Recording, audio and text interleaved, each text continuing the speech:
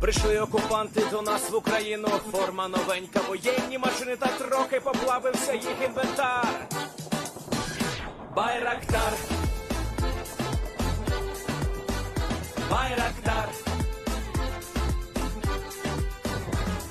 Російські танкісти сховались в кущі, щоб лаптем посьорбати довбані щі, та трохи у чах перегрівся навар. Байрактар, Байрактар.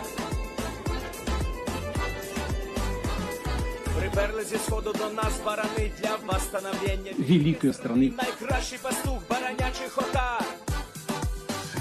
Байрактар,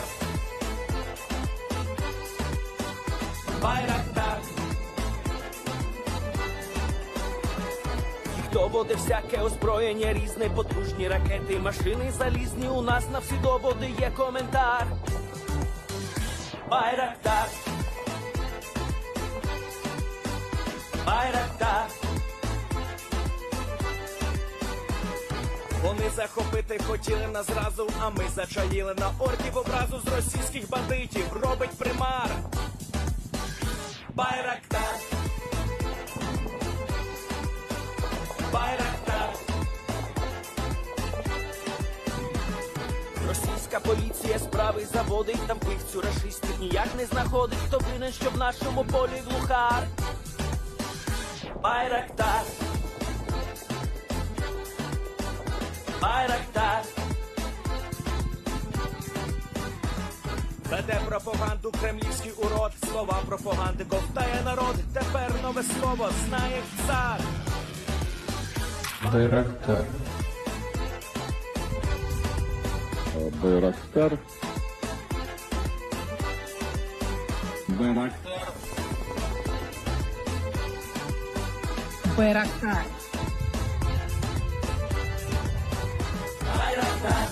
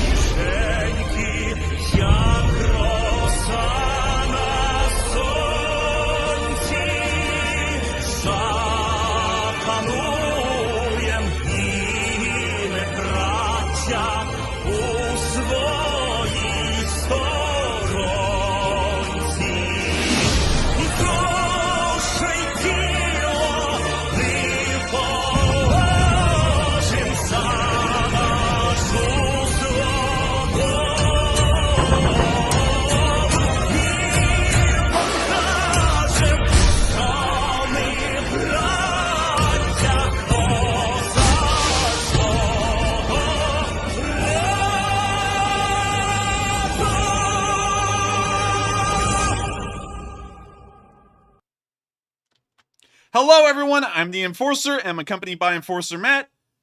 And good evening, everybody. It's Enforcer Matt, and welcome back to day 214 of the news. And of course, we're going to be reporting on the past 24 hours of the war in Ukraine here on day 214. But I've got to be honest with y'all, the news in Russia is starting to take precedent as the most chaotic and tumultuous things are now occurring across the border inside of the Russian Federation. And of course, the main thing we're going to be talking about today is that Russian forces have started to finally, well, the mobilized forces, the conscripts, I guess you could call them, are finally starting to get their first bits of equipment, and it appears that the Russians have run out of guns. And I'm not even kidding. They've actually run out of weapons to give these conscripts. And so what are they getting? Well, they're getting guns, but I don't think they qualify as guns anymore. And so let me actually find y'all the first one, where we can see that the quartermaster has given one soldier what appears to be what we would call in the United States a piece of garbage. And so here's the video. Jesus! Oh my God! Look at the rust! Oh my God! There's holes in the gas block. What is this? I don't even know how it's going to work. Oh my God, this is awful. And apparently loads of conscripts are getting these things. We actually have a couple of videos showing today the absolute abysmal state of the leftover Russian supplies that they're giving these brand new conscripts, and it's looking horrendous, everyone. This is just the start of a lot today. Oh my God, wait a minute, let's look back inside the gun. Oh my God, there's rust everywhere. Look at it, there's rust on every seam. Even the conscripts and all. He says I'm an F and all. And I am too. The fact that this is even in Russia's, I guess you could say, supply cache to be, I guess you could say, distributed out to soldiers and marked off of a clipboard is insane. I don't even know what to add to this, honestly. It's unbelievable to think that this is what, apparently, Russian soldiers are going to be sent to the front with at some point, are rifles of this quality. Can we even call these rifles at this point?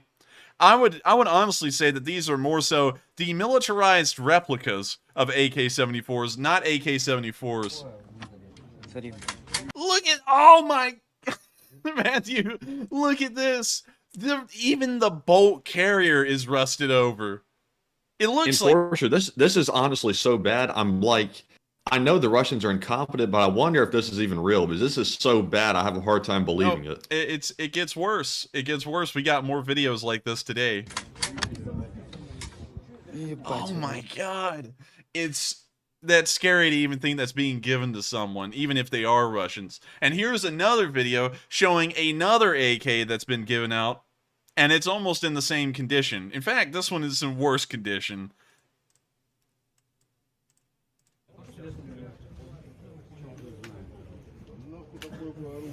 Oh my God. Oh my God. I can't even. That's unbelievable. It's like been sitting in water and rusting forever. This thing looks like it was found at the scene of a murder, and they had divers pull it out of a river, and then this is what they're handing out. Oh, y'all don't. I'm almost at a loss for words. A gun of this quality is rarely ever seen, and that's not a good thing. That's a bad thing. Look, the rear sight's even rusted into its carrier. It's abysmal. And you can tell that it's a totally different AK because this one's far worse than the first one. Пацанам, танкистам. Такую шляпу выдали. Сказали, у вас танки нахуй. Да, нахуй. That rust is putting the red in the Red Army. Ложись, у вас танки.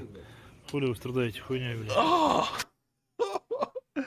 Oh God, it almost leaves me in fear, and it leaves me to bust out laughing, thinking that the Russians have been put in such a terrible state, their military has been, that they're now resorting to using weapons like these. This clearly shows us that the Russians don't have the ability to continue on this war any further. We've seen several examples here of terrible AKs at apparently different supply yards, or from what we may be able to tell, that's kind of a big assumption, it may be the same one. But the fact that the conscripts are getting these kinds of AKs, and these will be the weapons they're sent to the front with, it begs the question. In fact, it pretty much states the Russians are done. There's nothing else that they can pull out to keep this war going supply-wise. The supplies aren't even there anymore. And in fact, if we go all the way across the country to Vladivostok, you'll actually see that the situation is about as bad out there with normal equipment that's not firearms and weapons than with the weapons themselves. And so here's a quick video of a Russian quartermaster's unit in the city of Vladivostok just today during the mobilization. Also, we're going to point out a few things here about this video that are somewhat interesting to note. So let's try and get this in high definition so we can catch the Russians at their worst in the best definition possible. Now, to go back, we can see here that they've given these quartermaster unit soldiers armbands, but they are made of paper and tied with like a piece of napkin. Like, they literally just, they're like, okay, we need armbands, quick, turn on the printer. You know, like, they just printed out a freaking armband and then tied it around their arm. You usually have armbands for these specific roles and jobs in the military that are already pre-made, that are in a box somewhere, and you just dispense them out and they wear them. And so it's kind of giving you a really good idea of how poorly equipped the Russians are on the outset, that they don't even have such simple things as armbands to denote that they're in a quartermaster's unit. Also, another thing, it looks like they're already preparing the Russians for, I guess you could say, the long sleep, because they're giving them body bags and they're throwing their stuff in, like, what appears to be plastic trash bags or body bags. We can also see this guy's kind of got a backpack. But here we are with the trash bag slash body bag looking things.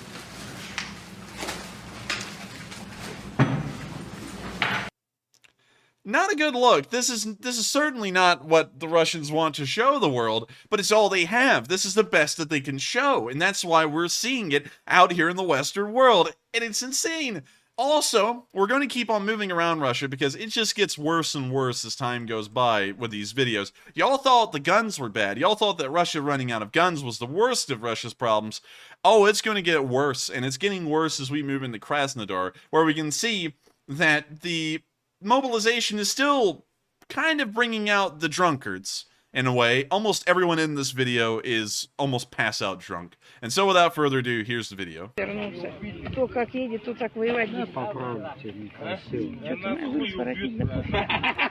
you see them engaging in the classic Russian dance. It is somewhat of a more free-form waltz.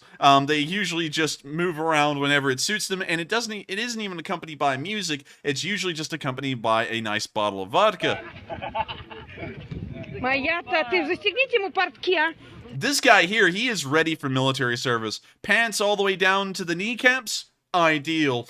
Боец невидимого фронта. Давай мы одевайся, не позорь российскую армию. Что такое-то? Ёптать. They are now hugging each other. Его, а то он совсем бедолашка. Поедет без портов сейчас. And when you see that the drunks just continue to pile on, drunker and drunker. After they go through the quartermaster's office in Krasnodar, they then put them on the move. And the Russians, of course, I've told you all this throughout the war, and we've finally seen it. I've been telling y'all that the Ukrainians have been destroying massive amounts of Russian trucks. In fact, at this point, it appears that the Ukrainians have destroyed around 75% of the logistical vehicles that the Russians had at the onset of this war. And it appears that that's finally come to fruition. In fact, the Russians are so short on vehicles, whether they be the original Ural and Kamaz supply trucks they were using, along with civilian vehicles, they're so short of all of them that they're now sending soldiers on an actual march by foot, which is practically unheard of in the modern world. Soldiers rarely ever, unless if it's a specific kind of training or exercise, go on massively long marches of 25 to 100 miles in length. Usually it's an exercise, otherwise they just load them into trucks and move them because it's a lot faster and a lot more efficient. However, we can see that they're moving a new unit of mobilized conscripts out of Krasnodar, and take a look at the condition of their equipment and their uniforms, and also take a look at them marching down the road. There's just probably the weirdest part of the video. The condition of the unit isn't even a question. It's more so, where are their trucks? It doesn't even look like they have any kind of transportation. Это вот все идут, блядь, мобилизованы. So Let's take a look here. We can see this guy is wearing sneakers. The guys in front of him are wearing boots. So we can already see that the the footwear alone, is not standardized amongst this unit. It looks like all of them have different kinds of packs. Some of them appear to be civilian backpacks. And all of them do not have bulletproof vests. We can also see that this guy is wearing some kind of a totally different tannish boot. We don't even know what kind of pattern boot this is. I don't think the Russians have a tannish boot that is standard issue. So I don't know if this is like Tim's or something. I'm not entirely sure, but oh my god. Все, блядь. Вплоть до, блядь. See that they continue on their march. And when you see that this guy, now this man is the clown. He's wearing red sneakers. Oh my lord, that's how little supplies they have, is that you can already see that they've been processed through a quartermaster's unit and they've gotten at least the basics of their uniforms. Yet a lot of them are still missing a decent amount of it, and they're wearing things like sneakers or Timbs, or they're not even wearing uniforms, they're still wearing their civilian clothes. And it's kind of giving you a pretty good idea that the conscripts aren't going to amount to much. Rather than the bulk number of them, there is no quality to them at all. Мобилизованные. Нас тут, блядь, около, наверное, 1500, блядь. Полк на самом деле, блядь, вот. Просто пиздец, блядь. Turn around again, show everyone. And you see two people right there. You can hardly see the one on the left, but they're just in civilian clothes. They don't even have any military gear, but they're in the unit. Пеблики, не пеблики, блядь. Идем давать пизды хохлам. So with that, that's the end of the video, and it is unbelievable to see the state that the Russians are in. Now, I knew that it was going to be pretty bad, and I knew that they wouldn't have the supplies to run these conscripts. I already said that when we were hearing about the news of the potential mobilization. I said it's no big deal because they won't have the supplies to field these soldiers. However, it appears that the Russians, considering they are giving them weapons, and they're trying, I guess you could say, they're trying their hardest to actually kit them for war. It's unbelievable to think that these soldiers will be sent forward into a meat grinder with almost no equipment whatsoever. I've never seen anything like this, not even in, well, actually, correction, I was about to try and say not even in World War II in the Soviet Union it was like this. In World War II in the Soviet Union it was like this as well, because Russian logistics had completely fallen apart. It wasn't the Russian industry that couldn't keep up with the amount of soldiers, it was the Russian supply chain that couldn't keep up with the amount of supplies needed for the amount of soldiers. And so in the Second World War, believe it or not, Matthew, some soldiers would start to wear things like wooden boxes over their feet because the shoes never made it to their unit in time for them to be used.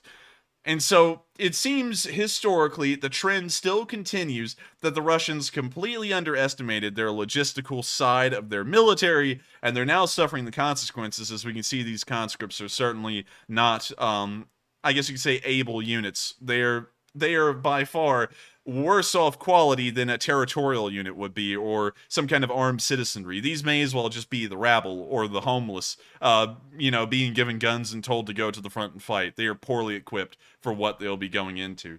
And so with that, we're now going to be moving into the general mobilization news and also the protests that have been occurring within Russia today, starting off with the best one, the cream of the crop, in Sevastopol. Now, Sevastopol is a special case in the Russian Federation. As you all know, it is actually a part of Crimea, and a larger part of the people there are Ukrainian. In fact, all of them are Ukrainian.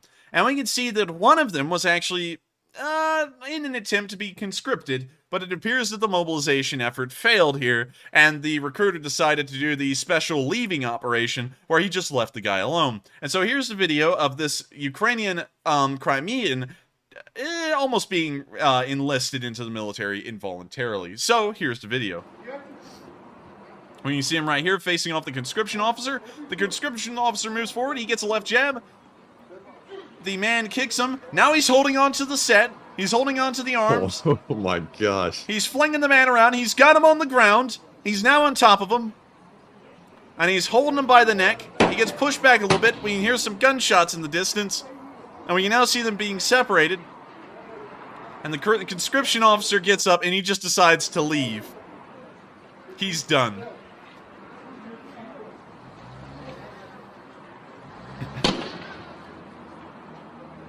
We hear some kind of a gunshot again. And we see the conscription officer chasing someone else around, like a dolt. He's now also being followed by some kind of dog. The conscription officer, losing, is not able to conscript any of them. And that's the end of the video. And of course, the Ukrainians won, Russian conscription officers 0. And it's a funny video to see how this man fought so hard and so bravely against the conscription officer to stay out of the military, the Russian military, that is, and a really smart move by him. Hopefully he can continue to evade the conscription officers and make sure that he never has to join the Russian army. But with that, that's all the news we've gotten from Sevastopol and Crimea as a whole today, and so we're now going to be returning back into Russia, back to Moscow and on its outskirts, to show y'all a little bit more information about what's been happening at recruitment offices across Russia, and of course, it is your usual disorderly conduct brought on by too much liquid courage, which the Russians will be needing a lot of soon. See right here, the drunken man punches another. The cop comes forward and tries to grab him, but the cop is completely hopeless. They now all go down onto the ground, and we can't really see what's going on, but it looks like punches are being thrown.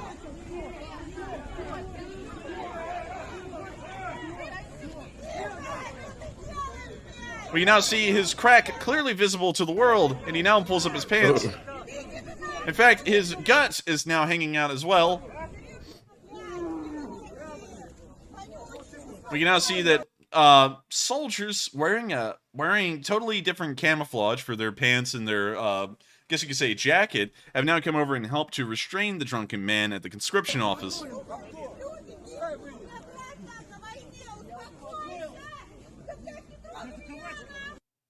With that, that's the end of the video. And look at this guy and tell me that he doesn't look like the Russian version of Barney Fife. That was the cop that was trying to break up the fight at the start. Honestly, Matthew, he looks like a fatter, a bigger version of Vladimir Putin. Yeah, a little bit. Yeah. Definitely not Barney Fife, though. He's way too like Mr. Lunchtime to be him. More like Otis from Andy Griffith's show. Yes, there you go. And so with that, that's the end of this little video. And once again, hilarious to see that generally chaos just breaks out at every single conscription office in Russia, mostly due to the drunks. And so with that, we're going to be moving back into Moscow, where I will be able to show y'all a interesting little protest that's been made by a wounded Russian soldier. Of course, a lot of Russian soldiers have returned from this war, missing things like their legs, their arms, and a large amount of them have been entirely missing their lives and come home in boxes. And we can see that one of these soldiers today has decided to make a bit of a special demonstration of his own. This soldier appears to be missing one or both of their legs and gets a piece of paper and writes on it, "Do you want to be like me?" and goes in front of one of the, I guess you could say, propaganda exhibits that's been set up in Moscow and stands there. Well, not stands there. He sits there and shows the world what will happen to you if you end up being a conscript in the Russian army. And so, without further ado, here's the video.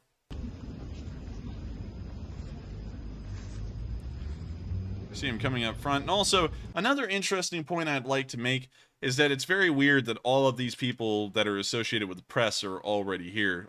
You can see press in Russia because they all wear these reflective safety vests. And I don't know what's the exact rule or law as to why they have to do that. But when this camera turns around, you'll see that like 20 or 30 of them are there. So with that, here's the video.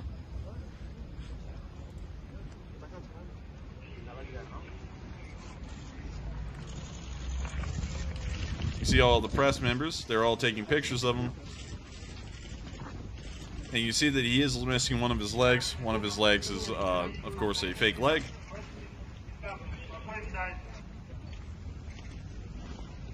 We now see the cops coming forward to deal with the man who's in a wheelchair, and they had to bring up 4 of them, which lets you know how scared Russian cops are and generally dealing with anyone, is that they have to bring 4 cops for a man in a wheelchair. You'd think they would be able to deal with just one, but apparently not.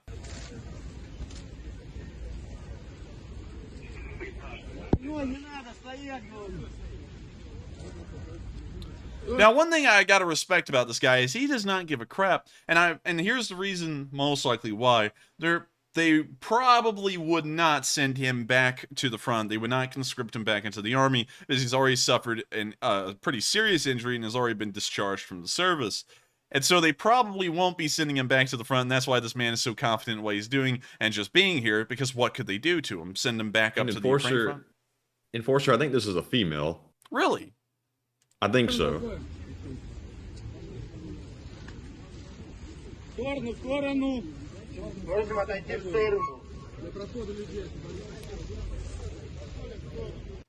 You know, I'm sorry if I got that wrong.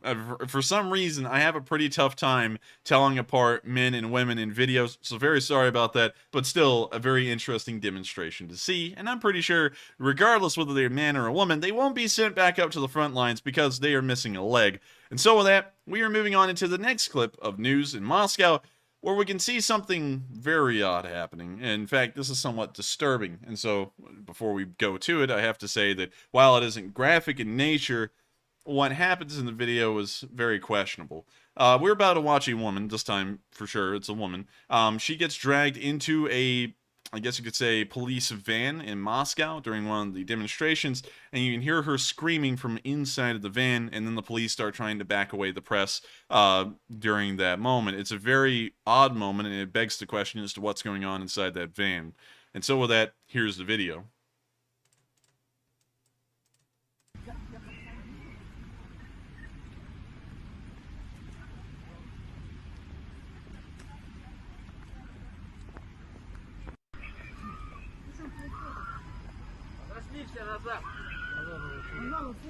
I mean, you hear her screaming in there, and now when you see that the cops, once they hear it, they start backing everyone up. And those don't really sound like fake screams. That sounds like someone's maybe getting beat inside that van or having even worse happen to them. And that gives you a pretty good idea of how corrupt and how twisted the Russian government and the police are there, is that this is happening right in the middle of a Moscow street inside of a police van.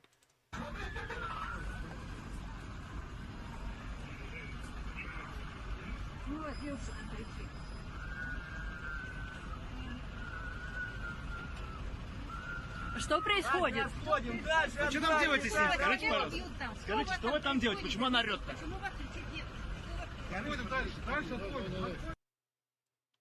So that's the end of the video, and once again, a pretty disturbing instance of what's happening inside of Russia, and once again showing the oppressive regime that's in charge there and what they do to common people when they stand up against them. Is that, and of course, there's a lot of assumptions to be made here. We don't know exactly what's happening to the woman inside that van, but whatever it is, it does not sound exactly good. And so with that, we're now going to be moving on into our next bit of news inside of Moscow, where we can then see more arrests occurring during the protests.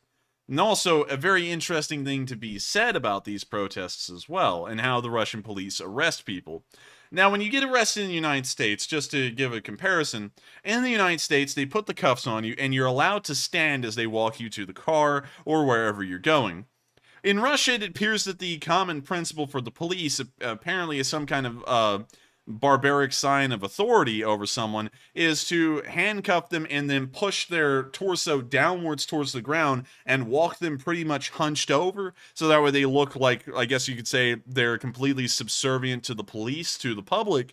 And also we can see here that the police go to such great lengths to try and make sure that they look like they have control over the citizenry, that they literally just pick a guy up and just carry him like a table. And so with that, here's the video. When you see the man yelling, "No war," and they literally just grab his legs and arms and flip him over like a table and start dragging him out of the place. Now see them grabbing someone else, and of course making all efforts to try and humiliate these people as best they can.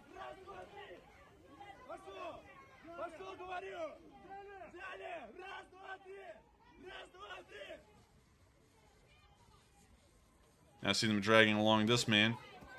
And another. And notice that everyone they're arresting almost seems to be men. Of course, we've seen a couple of exceptions, but this may be for the reason of conscripting them into the military.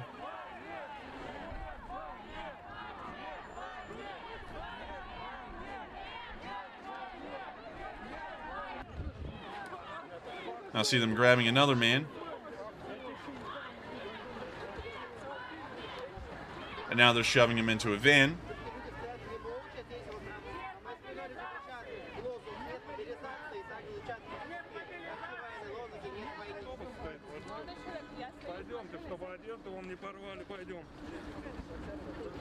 I see them arresting some women, actually. A bit of a change. Usually they only arrest men. But with that, that's the end of the video, and once again showing what's going on inside of Russia, and I guess you could say the dissent that's starting to occur again. Of course, it seems like this dissent is only a fleeting thing and may disappear within the next couple of weeks. But the impact they're making on the public, and most likely making a large majority of Russians sympathetic to the Ukrainian cause and Russian saboteurs who are attempting to destroy Russian infrastructure and other things, may start to grow a little bit more in the future, and may lead to the Russian government being in a bit of an unstable position moving forward.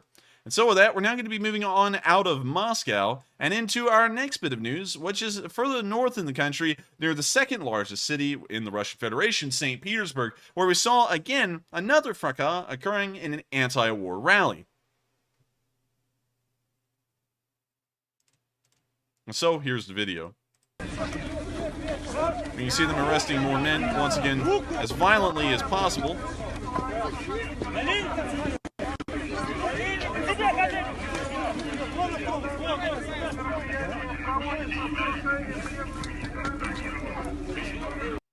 Well, you now see them dragging them off. Once again, an interesting sight to see, and showing that the Russian government is attempting to crack down on these protesters as hard as they can, but the question is, are these protesters going to start going violent because of it? We haven't seen it yet, but it could always happen at a given moment if something does become too harsh, and it looks like the Russians may start heading in that direction. Finally, we see that due to all of these things, the protests, the, I guess you could say the mass mobilization, which is the most important factor in this, we can see that the exodus from Russia is still going on, this time not in Georgia, but on the border of Finland, as we saw a video showing a massive traffic jam that's occurred at the border as thousands, if not tens of thousands, of Russians are attempting to flee the country. And so with that, here's the short video.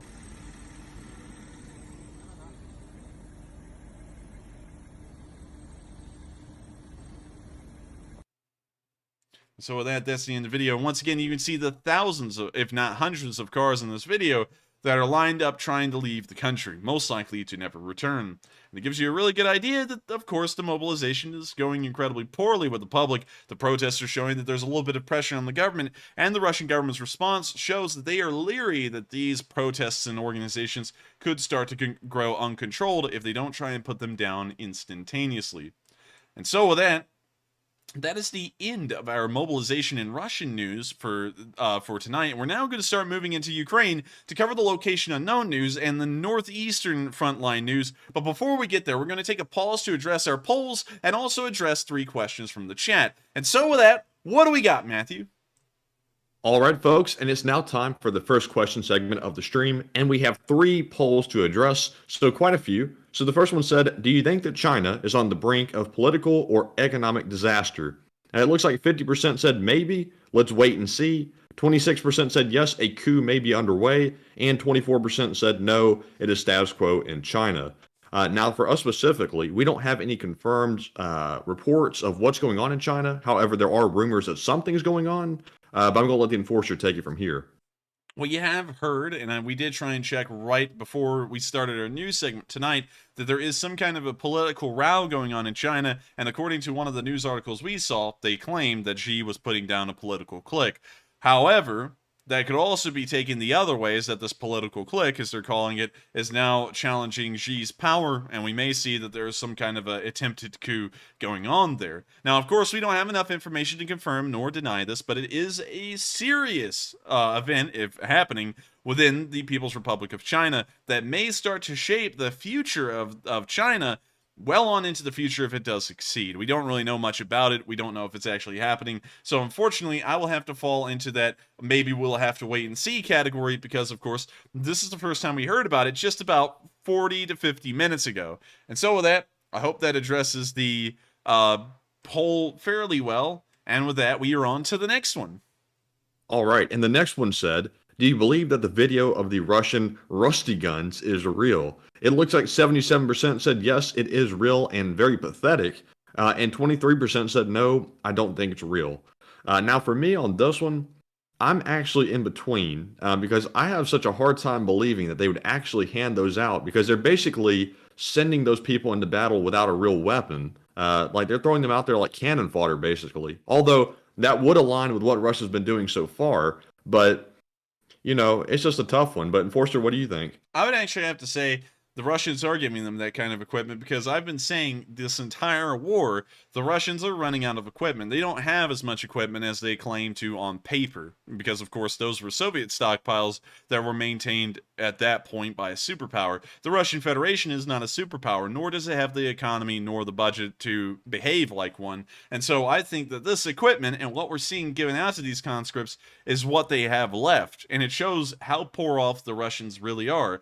And that would back up everything we've seen, like for example the T-62s that were sent to Ukraine that were rust covered and looks like they were derelict, along with everything else the Russians have been sending. It shows that across the board they're running out of everything, and I would have to believe 100%, along with the 77% of y'all that said yes, that those equipment, that equipment and those rifles were real, and that's what Russian soldiers are actually being equipped with now to be sent to fight in the war. And so with that, I hope I addressed that poll fairly well, and with that, we are on to the last one before we get on to the questions. All right, and the last poll says, do you think the Russians were torturing the prisoners in the police van? It looks like 73% said yes, very possible, 21% said maybe, but I don't know, and 6% said no, they were just upset. Now on this one, I would definitely fall within the 73%, but Enforcer, what are your thoughts? I would have to say, I would have to agree with the 73%. That said it's very possible, because it's something that we know the Russians do. They already set up torture chambers in a lot of cities in occupied Ukraine, like for example Izium and Kupiansk. We saw two very clear and evident examples of torture chambers being used on the Ukrainian citizens, and so I would say it's not a stretch whatsoever to think that the Russians are also torturing their own citizens, like we heard inside that police van. And so I'd have to agree with the overwhelming majority of y'all that it's very possible that the Russians were torturing the prisoners in the back of that police van. And so with that, I hope we addressed that one fairly well as well. And we are now on to the questions. And so who is the first question of the night, Matthew? All right, so the first super chat of the night goes to Melanie Cortez, who puts in a $50 donation and says, Slava Ukraine, pick a question from the chat, and thank you for everything that you do. And Melanie, thank you very much for the support. And this question is sponsored by none other than Melanie Cortez. And the question goes to O-Tubes, who says, I read online that Russia has plans to actually send over 1 million men to war in Ukraine. Did you also hear this? I did not, and of course, like we're already seeing, them trying to mobilize 300,000 soldiers is next to impossible, because they don't even have the supplies for them, and so sending 1 million would be unrealistic, just because the Russians, supply-wise, don't have the ability to field them. And so if that quote-unquote news is out there, it's most likely some kind of a clickbait by the Russians trying to freak people out and think, oh my god, the Russians are finally going to play serious and win. But it's most likely not going to amount to anything, because we can already see the partial mobilization is already falling apart, and they don't even have enough supplies to support it, much less the force that's already in Ukraine. And so with that, I hope that answers the question fairly well. And thank you so much once again, Melanie Cortez, for sponsoring a live chat question and helping this channel to keep on running. And so with that, Slava Ukraini. And thank you so much once again for being a old guard member of this live stream and the Lee Spring Army. And so with that, we are on to the next one. And thank you once again.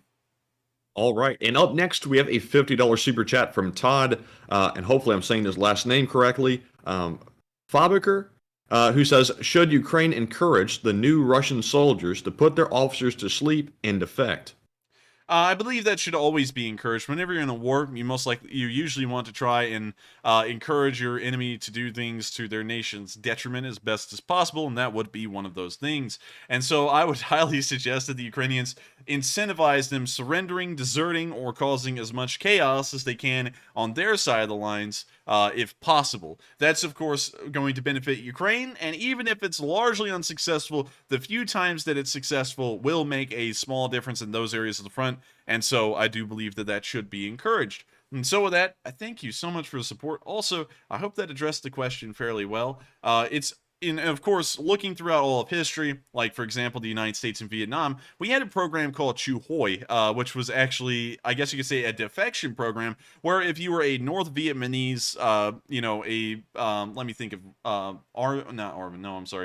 People's Army of Vietnam, PAVN, Viet Cong, if you were a member of any of those units, and you defected to South Vietnam, the United States would enroll you automatically, if you applied for it, into the Chu Hoi program, which pretty much kickstarted their lives in South Vietnam, gave them a house, a little bit of money, and set them off to be somewhat successful people. And as far as we know, it was successful to a degree. Around 10 to 13,000 Vietnamese, North Vietnamese, would defect to South Vietnam solely due to the Chu Hoi program. And so, of course, it was to the United States' benefit to run a program like that then. And, of course, historically, it's always to the benefit of a country like Ukraine right now to try and incentivize soldiers defecting and deserting from their units, because, of course, that weakens the Russians and puts them in a worse position and puts Ukraine into a little bit of a better position. Also, someone said NVA. That is correct. It's not the PAV. Well, let me make sure. People's Army of Vietnam. People's Army of Vietnam. I was correct in that, but I do remember it being called the NVA as well. I thank you for correcting that, everyone. I think I may have gotten that wrong for a second, but I swear I heard someone at some point say PAVN. And the People's Army of Vietnam is the official name. It appears that it is PAVN, but apparently in the Vietnam War it must have gone under a slightly different name. But with that, I hope that addresses the question fairly well, and thank you so much for the support, and thank you for helping this channel to keep on running, because without y'all support, it wouldn't be possible. And so with that, we are on to the next one, and thank you so much once again, Todd. All right, and up next, we have a $30 super chat from White Lightning 777, who says, do you think that infighting and fragging will increase within the Russian army due to the draft? Oh, certainly. Conscripts are usually a lot more, I guess you could say, loose cannons than their normal contract counterparts, just because they don't get ingrained into them any kind of esprit de corps or heavy training that would allow them to take the stresses and rigors of war like a well-trained and well-turned-out soldier would.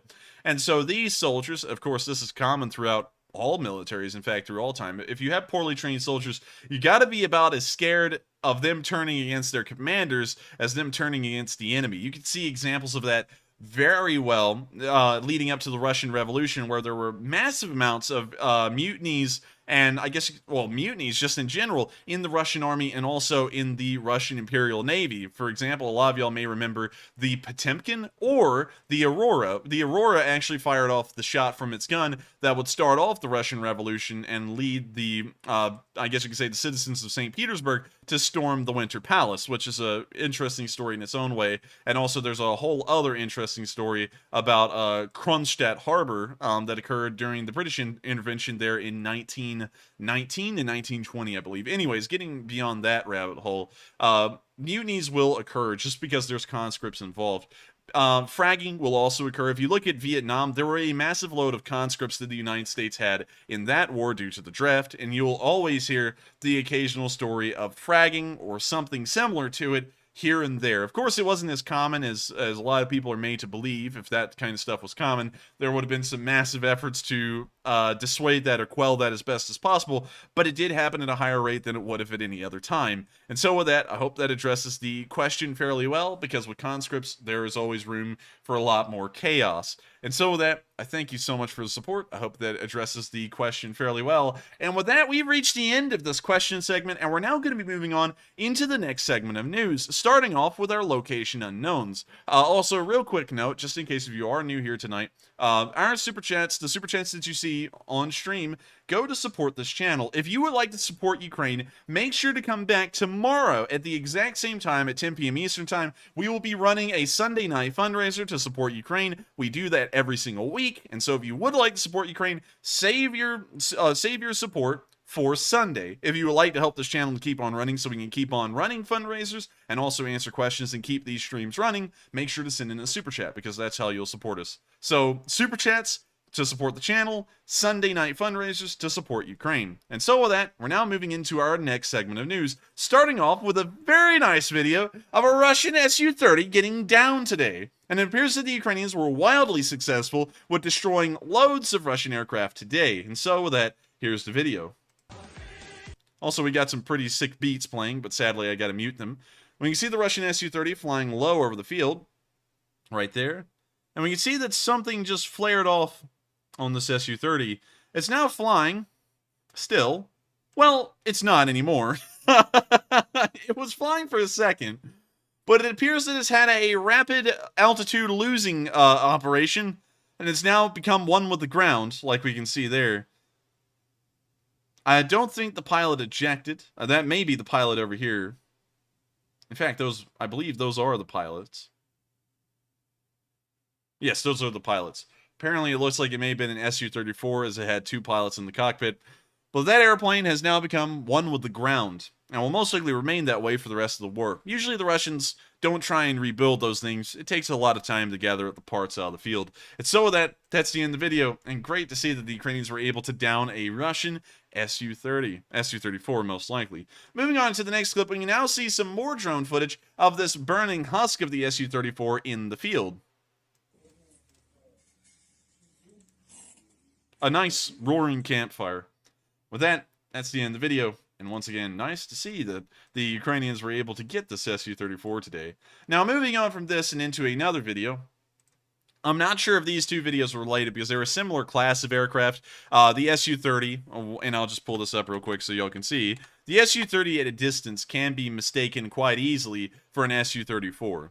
You can see here that they have a similar wing profile, and pretty much the fuselage is entirely similar, except for the slight difference that the Su-34 is something of a medium-range bomber, a medium-sized bomber, and it has a cockpit for 2 pilots, a pilot and a co-pilot, instead of just 1. But beyond that, the airframes, as you can tell, are quite similar, rather than the nose being slightly wider. And so it's very hard to tell if this is an entirely separate aircraft, an Su-30, like we see here, or an Su-34 like this one here. But we did see that apparently it had a little bit of a fire going on, and so here's the video.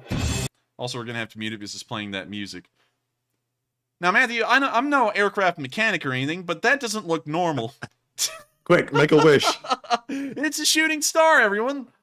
And they're just going. Apparently, I guess the aircraft may have told them that there is an engine fire or not. But they're flying the aircraft quite normally, actually.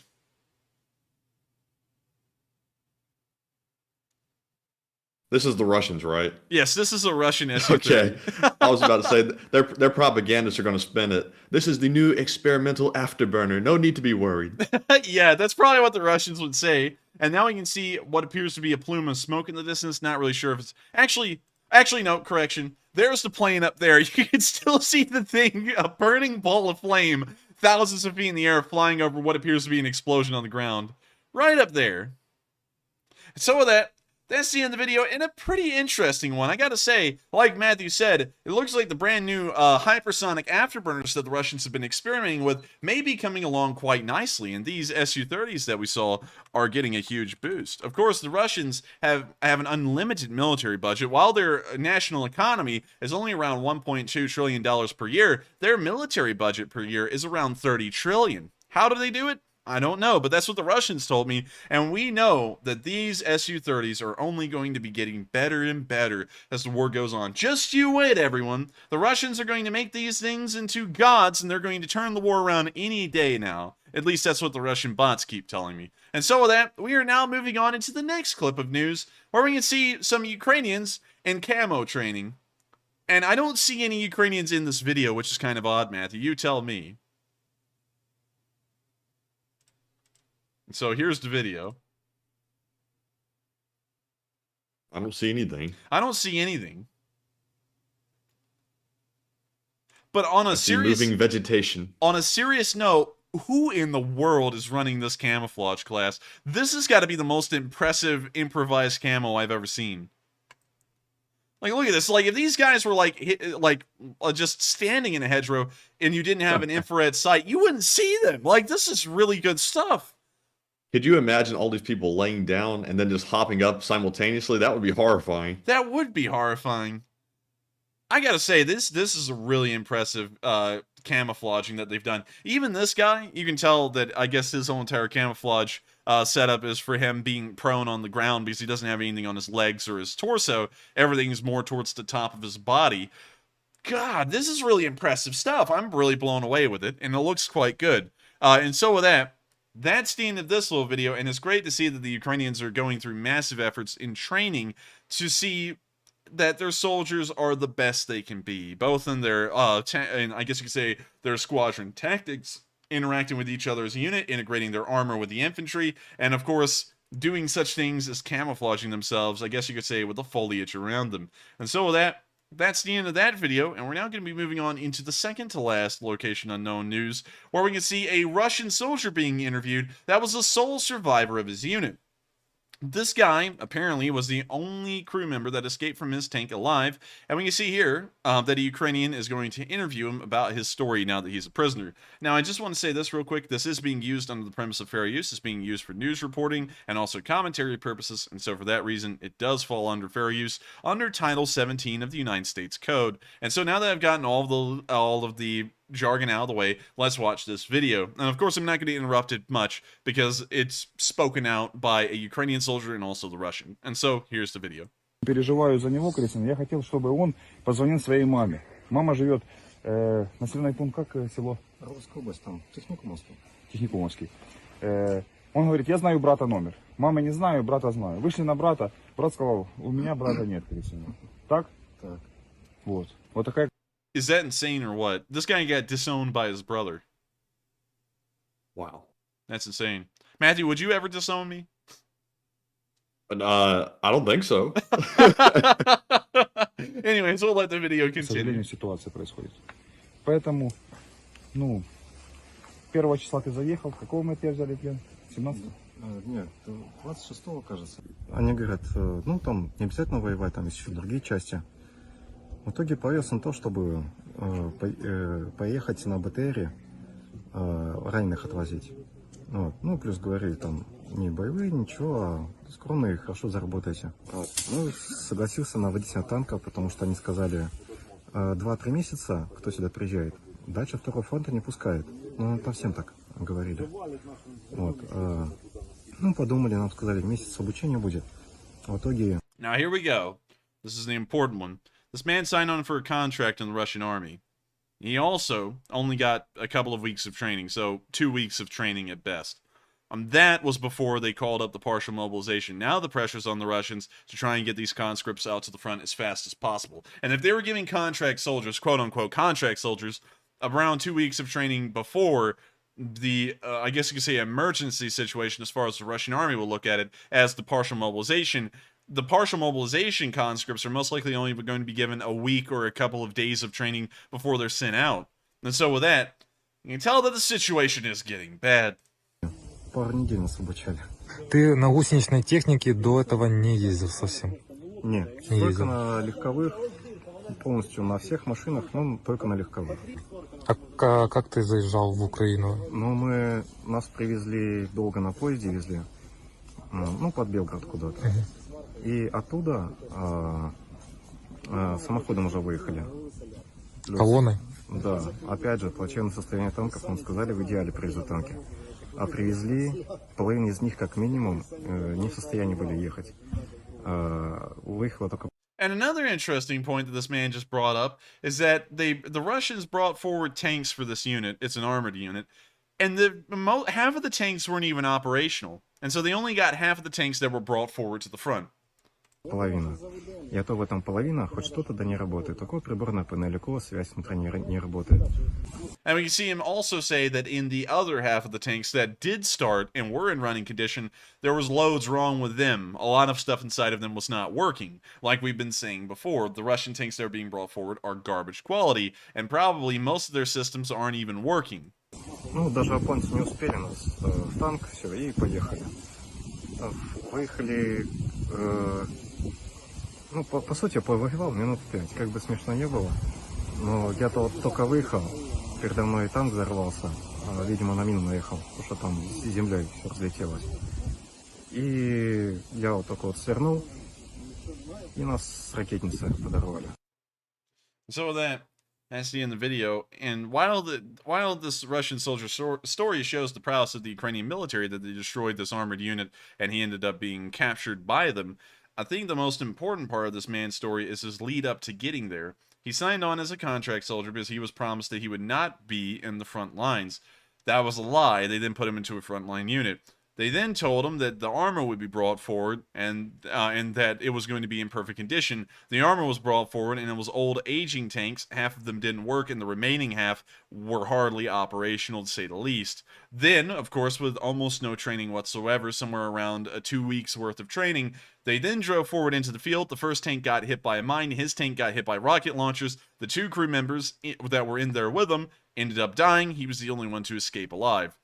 And so it looks like, based off of the story alone, once again, it's showing that the Russian military is not doing well. And I've said that about 1,000,000 times tonight, but you just can't say it enough. This is the clear evidence that the Russian military is falling apart as we speak. They've run out of equipment, they've run out of guns, they've run out of everything. They've run out of even the ability to train their own soldiers. And so with that, we're now going to be moving on into our next clip of news and our final bit of location unknown news, where we can see some Ukrainians having some loading issues. Now, the Ukrainian military is, of course, top rate. We've seen that over the course of this war. With the massive influx of Western weapons and Western training, along with the Ukrainians' emphasis on Western doctrines, they've been doing incredibly well. However, there is always the slip up here and there, and this is one of these instances. This is a Ukrainian T-64BV that's being loaded onto the back of a truck.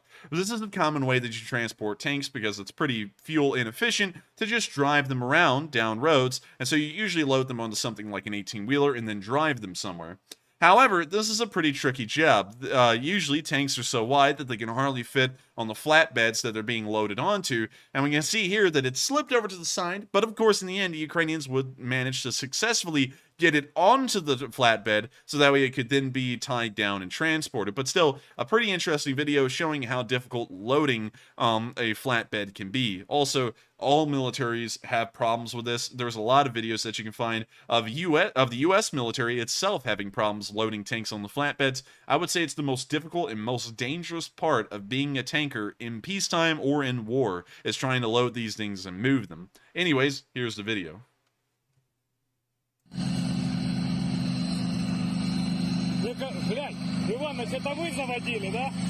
We see them walking forward and taking a look at the BV, which is clearly halfway off the flatbed.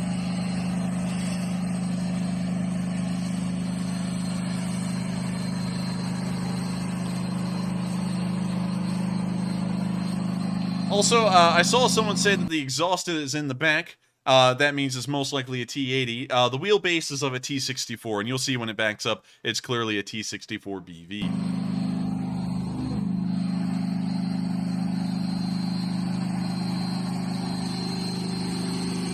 See them taking a look around.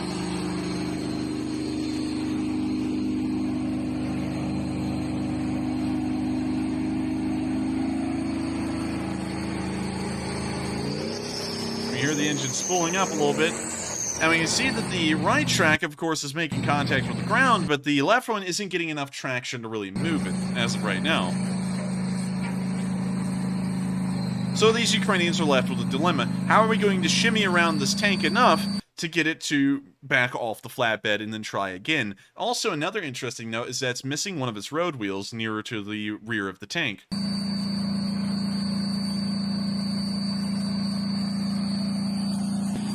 Also, someone just asked a great question. Jeff's man asked, is it missing a wheel on the left side? And it is. And interestingly enough, a lot of tanks in combat, including, I guess I could say, some American tanks and British tanks, historically, have gone into combat and have been operated without all of their road wheels. It's very interesting how that works. I believe the term for it in the British military was emergency battlefield repairs. And that means that if a road wheel is damaged in any way, shape, or form, they literally just pop the thing off and just drive without it there. It's pretty common for tanks to do once damage is had on a road wheel. But usually the plan is, in a perfect world, that they eventually will get a replacement road wheel and they'll fit it on as soon as possible. But anyways, we're going to let the video continue.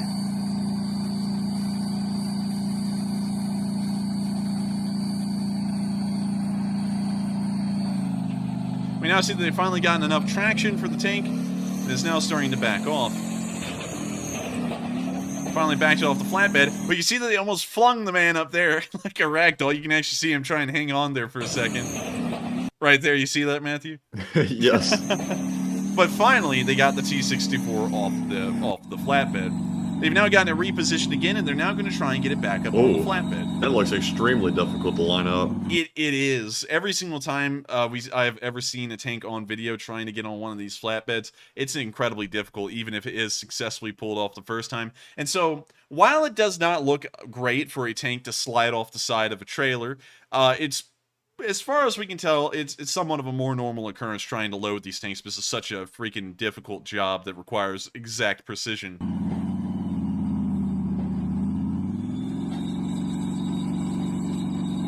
We now see them trying to ease the tank up, but that is proving a little bit more difficult than said. Now I see them flooring it up the ramp, and now sliding off the left side, and you can see how difficult this is. I don't think the trailer's big enough for it, to be honest. Interestingly enough, this is the same problem that everyone has in the world. The U.S. has this problem when loading Abrams onto flatbeds as well, because you can only make the flatbeds so wide, but usually tanks are just a little bit wider where the sides of the tracks are going to be over both sides. And so it's just a difficult job, regardless of what country tries to do it or where to get these tanks onto the flatbeds. We now see them attempting it again. And this time, they just did it by the skin of their teeth. You could see that it started to lose grip on the the right side and just started to spin towards the right, but somehow they managed to get it all under control and finally get it up onto that flatbed.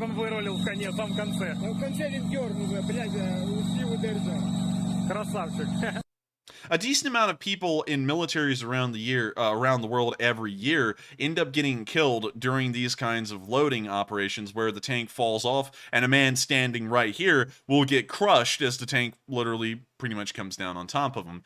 So, of course, if you are ever around a tank for some reason, most of you will probably never be around a tank.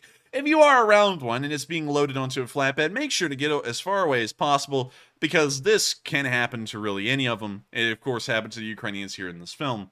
And so with that, that's the end of our location unknown news, and an interesting look at the Ukrainians loading up a tank to move it to another area of the front line. And so, we're now going to be moving into our furthest northeastern part of the front line, where we can see near the town of Kamyanka, in the northernmost part of the front line near Pisky, which is confusing everyone, because there's a Pisky and a Kamyanka in other parts of the front line that have been mentioned a lot. We can see the border guards destroying a Russian tank. Of course, they're playing copyrighted music, but we can see the border guards looking at the Russians with a drone, and we can also see them taking a good look at a T-72B3. The T-72B3 is now moving down a dirt road, and we now see it dropping a bomblet onto the T-72. Now, that was one hell of a bomblet to be that small and actually had quite an explosion. We now see some smoke coming in from the T-72, but we can't exactly tell if it's going to burn out or not. That may just be some smoky residue from the bomblet after its explosion, and so unfortunately we weren't able to tell if that tank got burned down, but we could tell that it was a direct hit onto the engine bay by what appeared to be a bit of a more explosive bomblet, which may have caused some damage to the engine. With that, we're now moving on into our next clip from the northern area of the front line, where you see near the town of Tavilzhanka, hopefully I'm pronouncing that correctly, the Ukrainians were able to destroy a Russian ammo depot, courtesy of the 40th Artillery. Well, you see the ammo depot get hit, and it was hit pretty efficiently. We now see a secondary explosion occurring after the first artillery shell hit, and now we can see the pillar of smoke beginning to billow out as small pops and flashes occur in the building below.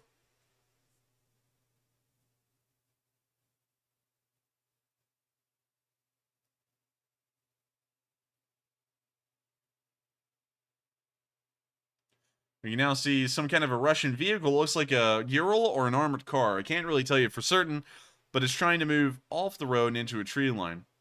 We now see that it's been hit by artillery and has become a shining star. Quick, Matthew, make a wish. Right. Just recycling that joke from earlier. You now see them hitting more Russian positions somewhere. Is that just like a random like clip of a HIMARS or whatever that is firing? I think it is, because they've showed that M777 in many videos. I think they have. I think they just show that to get the point across of what kind of artillery system is hitting these locations. But it is interesting. I've seen that clip a lot. But with that, that's the end of the video, and it's great to see that the 40th Artillery Brigade is still destroying Russian ammunition and supply warehouses up here in the northern area. Of course, that is what led the Ukrainians into winning this northeastern area so quickly and so well earlier in the war, and will most likely lead them to take even more ground much faster and much more efficiently in the weeks and months to come. With that, we're now moving down to our last bit of news from this northern area of the front line, just outside of Kupiansk and near the town of Petropavlivka, where you can see that an Orlan base was destroyed by the 92nd, just one number off from the fighting 93rd, which we've talked about heavily on this channel, but the 92nd is also making a name for itself as it's destroyed an Orlan base. Apparently, this is a staging area for a mass amount of Orlan 10s, and we can see that they're about to destroy the whole thing in one fell swoop. We can see the Orlan launcher here. Honestly, Matthew, I gotta say this. That looks archaic, because if you know anything about the Wright brothers 1903 launcher, you'll know that the Wright brothers 1903 airplane, the first one that had power flight, it was also launched by some kind of a little launcher. You know, it was pulled by a pulley that was activated by a weight, and that almost looks like the same thing. Yeah, it does look pretty close, actually. Yeah, and so with that, we're going to let the video continue. And we now see that they've already hit something. There's also a KAMAZ truck inside of the tree line. And we can see that they're showing pictures of the destruction. Unfortunately, it looks like they weren't able to get a video. We now see some kind of equipment burning inside of that tree line. And now it appears that the entire tree line has been burned down by an artillery barrage. Now we're finally getting video of the Orlan sitting in the field, and we didn't get to see the exact Orlan destroyed, but it looks like they obliterated everything else in the tree line further to the right. And so with that, that's the end of that video, and it's interesting to see that they missed the Orlan on the launcher, but they got everything else that was supporting that Orlan inside the tree line. And so with that, that's the end of that video, and that's also the end of this segment of news. We're now about to be moving on into our final segment of news for the night, which will include the rest of the news from the front lines across Ukraine and the speech from President Zelensky. But before we get to all of that remaining news, we're going to take a quick moment to address all of our polls and also 3 questions from the chat. And so with that, what do we got, Matthew? All right, folks. So for our second to last question segment of the stream, we have 2 polls to address. And the first one said, were the ghillie suits effective? It looks like 68% said yes, they are very good quality. 24% said I'm not sure. And 8% said no, it was a joke. Now for me, I think they were pretty good, although I'm not an expert on like camouflage. But to me, if you like laid down on the floor with that, they would be pretty well hidden. But Enforcer, what are your thoughts? Now, I'm not an expert on camouflage, but I don't think it takes an expert to look at someone and say, yeah, it's going to be hard to see them. You know what I mean, Matthew? There's going to be some people saying, Enforcer, you don't know what you're talking about. Yeah, there's going to be someone, clearly, you have never worn a ghillie suit in any day of your life. But here's what I go off of. Life is very simple. Things work almost as you see them. If you can't see the guy and the camouflage is good enough that it would be very hard for you to spot them from a distance, that's good camouflage. And all of them, every single one of those soldiers had incredibly good camouflage, especially improv camo that it appears they made out of tree limbs and leaves that were around the area. And so, in my opinion, I would have to say very good camouflage, and I think they did a great job at it. But of course, if you would like to add anything to it, Matthew, please feel free. And we're going to be moving on to the next one if you don't have anything to add. Also, Matthew, look at Angry Penguin. He said, actually. Have you ever seen that joke? Like the meme? No, I haven't. Let me actually meme this. Actually. Oh, wow. Yeah.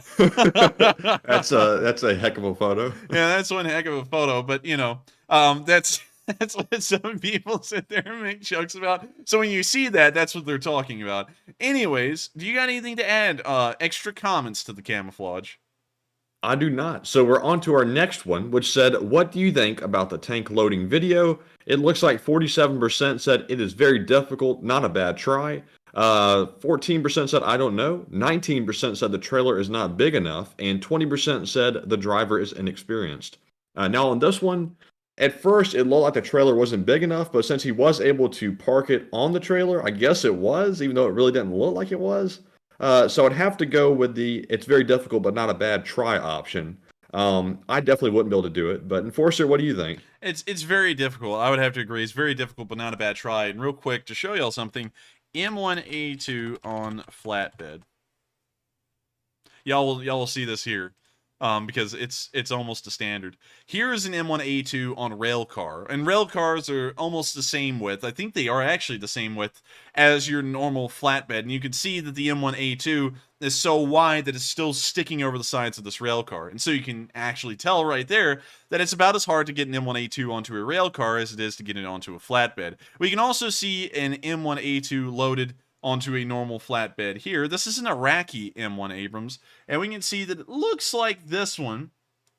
That actually may be an extra wide trailer right there, like y'all suggested, because it looks like this one isn't actually sticking over the sides. But on other pictures, like on this, what's this thing called? A lowboy trailer? Yes, a lowboy. Yeah, you can see that this Abrams is also sticking over the sides of the trailer. It's just a common thing. Tanks are made to somewhat of a standard width, and almost all tanks will stick over the sides of the trailers or the rail cars just by a smidge. We'll actually pull up a Challenger on a flatbed as well, just to get the idea across, even if you can put a Challenger 2. There's a Challenger on a flatbed. Look. Challenger 2 on a flatbed, dang it, not the Challenger. But let me see here. There we go. That's a good picture. You can see that even the Challenger 2 being transported by the British Army is sticking over the sides of the trailer just by a little bit. You can even see it a lot better right there. And so you get a pretty good picture. That is something that everyone has to deal with around the world. And so I'm not going to rat on the Ukrainians for missing their first attempt. It's probably difficult for everyone. I've heard stories that it is difficult for everyone. And so it was a pretty solid attempt. And so with that, I hope that addresses the poll fairly well. And with that, we are on to the last poll before we get on to the questions. All right, so that was our last poll for the moment. So we're moving on to our Super Chat questions. Once again, it looks like we have a $50 Super Chat from Gary Robbins, who says, there are rumors out of India that there might be a coup in China. This is probably not true, but it raises the question of a coup in Russia. But what do you think? And that's a great point, Gary. And also thank you for the support. And also thank you for bringing up India. Now, one thing that India and China have in common is a mutual hatred for each other, and also that both of them claim complete control over the region of Kashmir, which is heavily contested by the Pakistanis, the Indians, and also the Chinese. Everyone wants Kashmir. Why? I don't really know. Kashmir does have Kashmiri wool in it, which is of course a highly sought after textile, but beyond that, I can't really think of anything beyond land value that Kashmir brings to really either of the three. But moving on from that to China, let's pull this up again real quick. China news. Let's just see. Just checking our mainstream news. There's articles on the rumors. But they're just reporting literally on the rumors. Yeah, there is articles on the rumors. I couldn't corroborate it a minute ago. I was doing some research myself, and I didn't see any legit articles about it. And it looks like that. So also, this is a little bit concerning. China is using civilian ships to enhance their naval capacity, which if I ever can get around to making the video on the possibility of a the People's Republic of China invading the Republic of China, that is actually a major point of the video. But moving on from that, I haven't been able to see if that's true or not. That may just be rumors circling around. We'll have to wait for more official and confirmed, I guess you could say verifiable news on that matter to talk about it. But considering that it is being circled around, there is always room for a coup in Russia. Now, to explain how coups work, I'm going to try and make this as short as possible, but you'll see that the less people that are in charge of a government, the easier a coup is. You'll notice this heavily in most African countries. Most African countries are dictatorships through and through. Well, at least some of them, not all of them. South Africa, Egypt, I guess in a way, Egypt isn't really one. And then there's a couple of others. For example, Nigeria is largely not a dictatorship. But other countries like, I guess you could say, actually I'm going to abstain from trying to list them off. But let me just explain this real quick. For example, Uganda, way back in the day, back in the 60s and the 70s, I forgot the exact name of the dictator who would take charge, but he would get in power and he would be overthrown because there were so few people who held power in Uganda. He had a very small group of around 6 to 7 people, which pretty much controlled everything in the country. And so it made it easy for a single person to have enough power to be able to overthrow the government and put themselves in charge. That's something that's incredibly difficult in anything outside of a dictatorship. And considering that the Chinese are very closely run to a dictatorship and the Russians are practically a dictatorship, that many people, just a small handful of them, having enough power to be able to overthrow Putin is possible in a way. Not entirely possible. There is a couple of, I guess you could say, exacerbating factors in Russia that would make it a little bit more difficult. Also, thank you, Kelly Key, for saying Idi Amin, because that was the guy that I was talking about. Idi Amin. Yeah, Idi Amin. Sorry, I got that wrong. Idi Amin. Oh, God. I was like, did you say idiot Amin? Anyways, it is going to be a little bit more difficult in Russia. And also, another quick thing to talk about, coups are practically impossible. Well, they're practically impossible. That doesn't mean that they're never going to happen. But it's very difficult to pull off a coup in a country like the United Kingdom or the United States because the United States, by far, is about one of the most extensive bureaucracies that one could ever imagine. There are millions of government employees, a lot of them holding a lot more power than people would believe. You wouldn't even, a lot of people can't even comprehend the power that a single state governor has in the United States, or a single bureaucrat within one of the agencies like the EPA, or I guess you could say the Department of the Interior. Things like, people like that, people that you don't even know, I guess you could call them faceless bureaucrats, they make it possible for coups to rarely, if not ever, happen in most countries like them, because there's just too many people that would have to be on your side. You pretty much have to get the entire government in on your coup, and by that point, is it even a coup?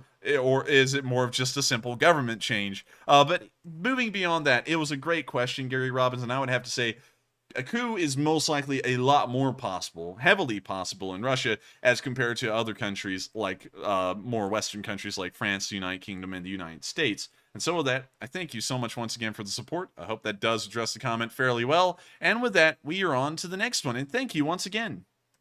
And up next, we have a $20 super chat from Wesley, who says, Slava Ukraine. And also, Slava Ukraini. And thank you so much for the support, and thank you for helping this channel to keep on running. And so with that, we are on to the next one. All right, and Enforcer, I'm going to stall for just a moment while I translate some text here. Let's see. It looks like it was in Ukrainian, and it says, glory to SZU. The army of Ukraine is the best army in the world. And thank you so much for the support. And also, very interesting. And also real quick, that was a $20 super chat by Volodymyr Yaskulka. I almost forgot to call his name out, but thank you very much for the support.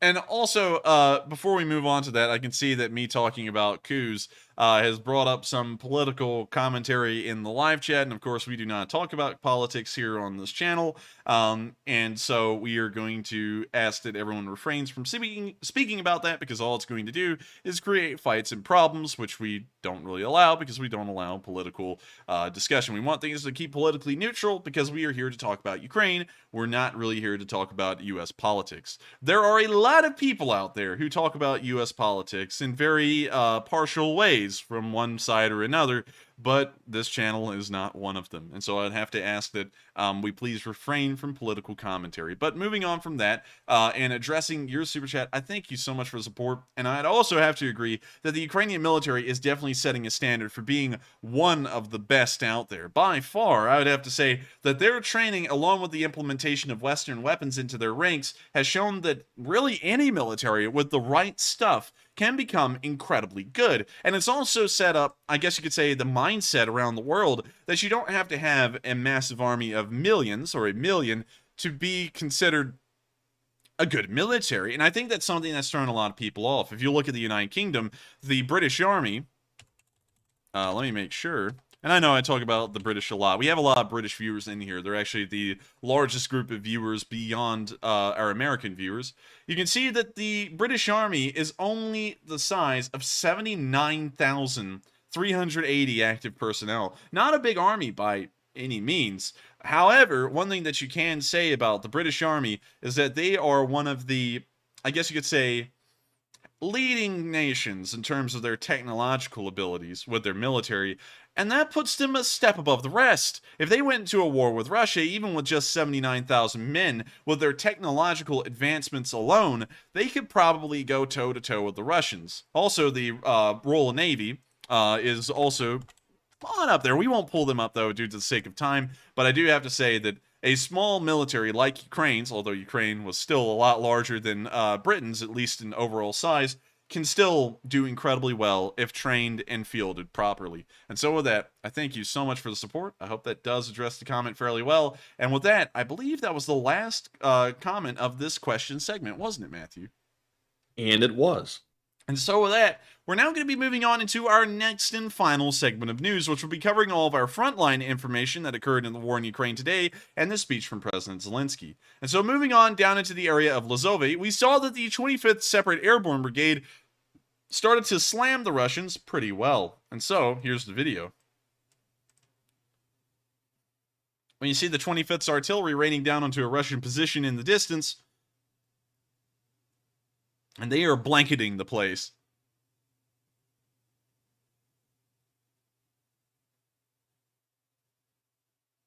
And so with that, that's the end of the video. And once again, very nice to see that the 25th Airborne Assault Brigade is going to be handing it to the Russians fairly well in the area. And as far as we know, there's a decent amount of Chechens in that area, so they may have been Chechens that were, I guess you could say, on the receiving end. And so with that, we're now going to be moving down into the direction of Lyman, where we could see that the Ukrainians destroy 2 Sushkas.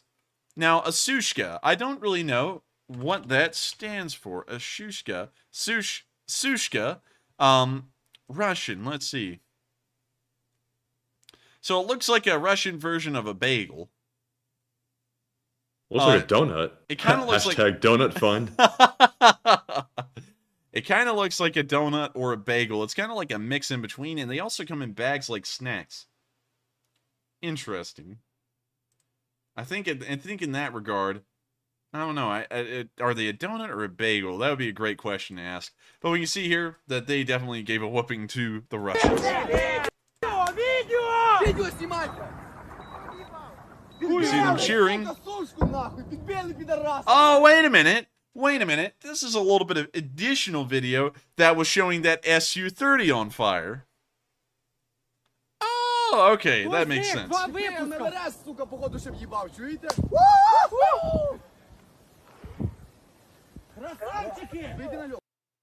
And so with that, that's the end of the video. And now everyone's explaining that apparently Sushka is now a abbreviation or similar to it for a SU, which honestly I think it would just be shorter to say SU instead of Sushka, which is really hard for me to say. But with that, that's the end of the video, and it's great to see that we indirectly located that video from the location unknowns, and we're able to show the shooting star that the Russians had created over the skies of Lyman. And so with that, we're now going to be moving out of this area, and while the Ukrainians have still been attacking the Russians, and then of course destroying their units, we haven't seen any frontline advances made in this area. But with that, we're now going to be moving past the Bilo-Orivka and also Verkno-Kamyanka area, and down towards the town of Yakovlivka, where we saw that a Russian Ka-52 was shot down today on a drone footage. Also, they got music playing, so we'll have to mute it. But we see the drone looking out to the distance, and there's a pillar of smoke out there. And we now see the drone looking down around a little bit more, and we can see them point out the small amount of pixels. That's a Ka-52. It's now been hit. It's now moving towards the ground at a somewhat rapid pace. The Ka-52 has now made contact with the ground, and is now exploded.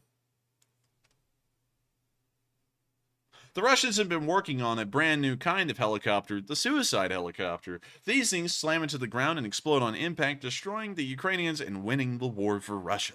At least that's what the Russian news told me. But I don't think that helicopter will be flying again. I don't know about y'all, but it will probably require some extensive repairs before it becomes airworthy.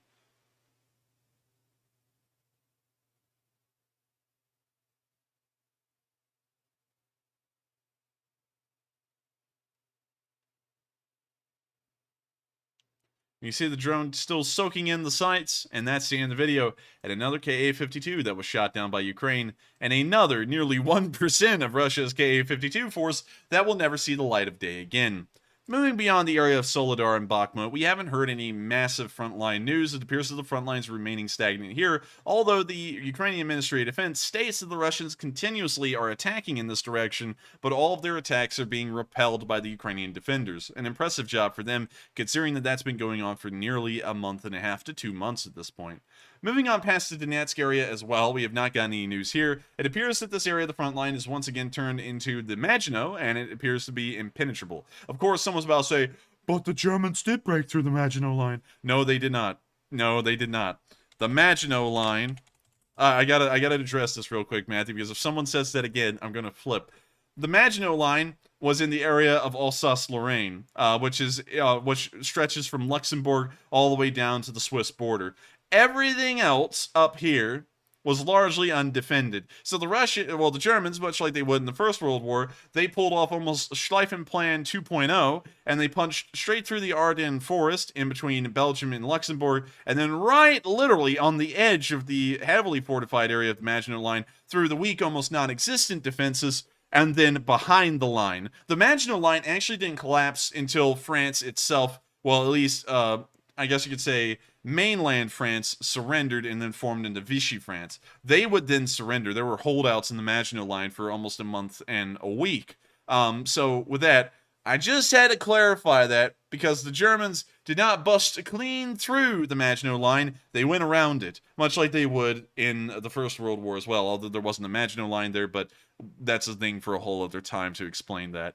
Anyways, we're now moving on into our next bit of news in the Southern Front. And while, of course, the Southern Front has largely remained quiet forever, there was one small bit of news there today as we saw a Russian BMP-2 get destroyed.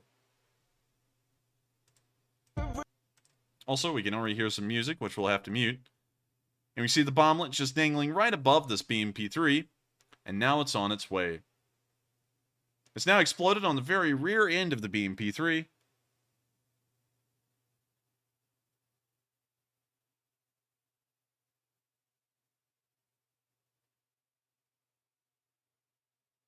Now we see them taking a look at it, and it looks like there is some kind of smoldering occurring inside, and we can also see that it has punctured the front.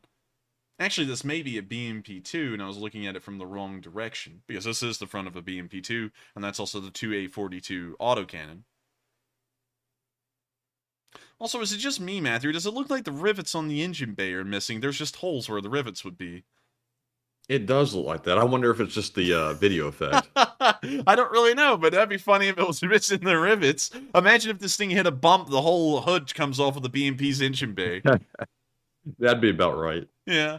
And so that's the end of the video. And once again, pretty nice to see that the Ukrainians are still knocking around Russian forces on the southern front, although we haven't seen the Ukrainians seriously commit to any kind of actions in this area over the entirety of the war. And so with that, we're now going to be moving out of the southern front and on to our last two bits of news in the Kherson area, which has largely fallen quiet as well, and leads me to believe that the entire Kherson counterattack was nothing more than a ruse to distract the Russians from the more serious and actual counterattack that was occurring in the northeastern area. But starting off today, we can see that the Ukrainians have now gotten Combat Cat.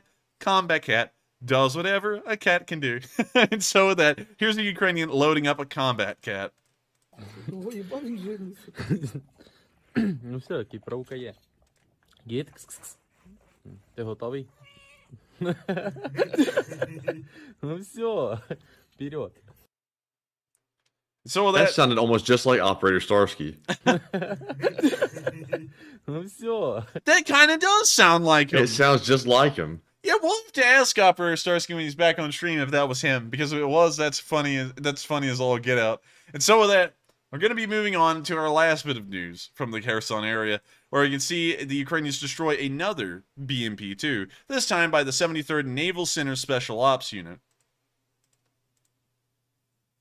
But first, It's time for an appetizer, a Ural 4320 that appears to be a command vehicle.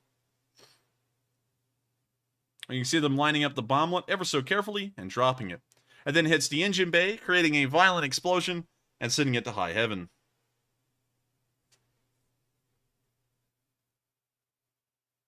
Wait a minute, I mislabeled this video. There is no BMP in this video, it's just the command Ural 4320.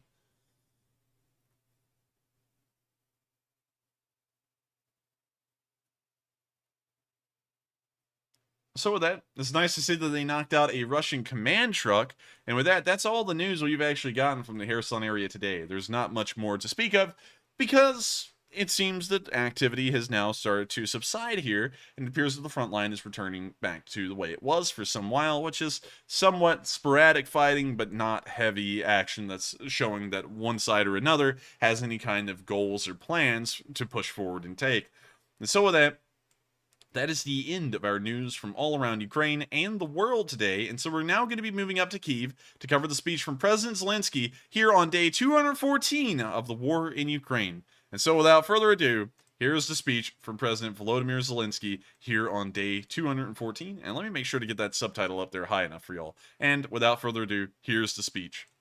Українці, українки, сьогодні я підписав указ про присвоєння звання Герою України Сергію Сові, бійцю славетної 93-ї механізованої бригаді «Холодний Яр». Він захищав нашу державу, Україну, від початку війни. У 2014 році боровся за Піски, за Донецький аеропорт. Після 24 лютого воював на Харківщині. Сергій Сова віддав своє життя за Україну.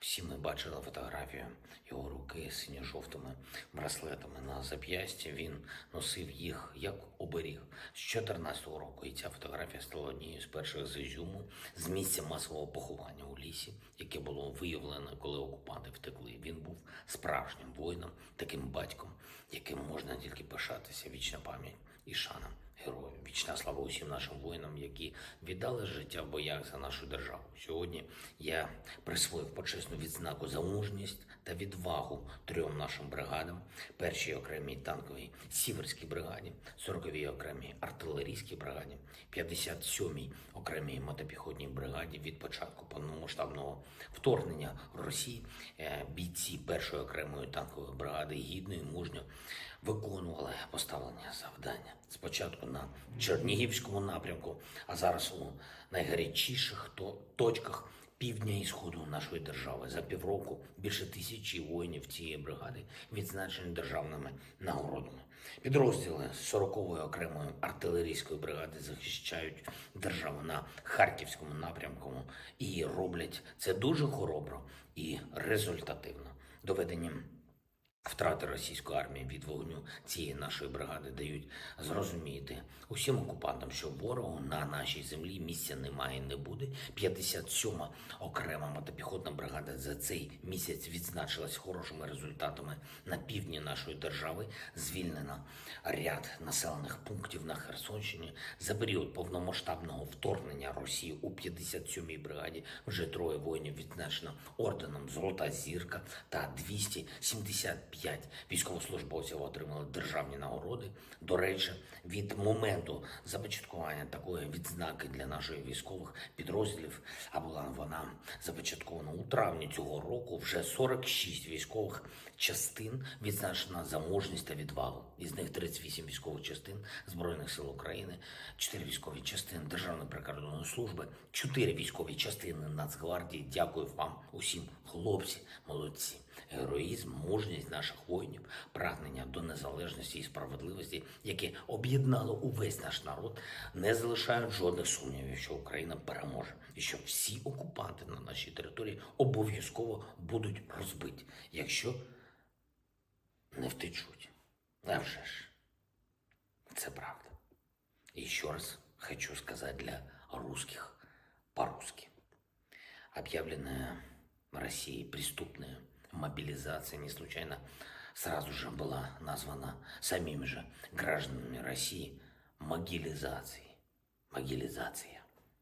Российская власть прекрасно понимает, что, отправляя своих граждан на смерть, других вариантах не предусмотрено. Российских командиров не волнуют российские жизни, им просто нужно заполнять пустые места после убитых, раненых, сбежавших или плененных российских солдат. Кем будут заполняться эти места, вашу власть не волнует. Хоть молодыми айтишниками, которые вообще не служили, хоть пенсионерами, которые служили разве что в советской армии. Поэтому сейчас ключевой момент для вас всех. Время, когда решается, закончится ли ваша жизнь. Не взять повестку лучше, чем погибнуть на чужой земле военным преступником. Убежать от этой преступной мобилизации лучше, чем быть искалеченным. И еще потом отвечать перед судом за участие в агрессивной войне. Сдаться в украинский плен лучше, чем погибнуть под ударами нашего оружия, под абсолютно справедливыми нашими ударами. Потому что Украина в этой войне защищается.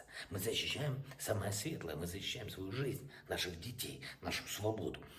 А за что воюет Россия? Каждый гражданин России знает. И пусть многие не признают этого, но точно знают, что именно Россия несет зло.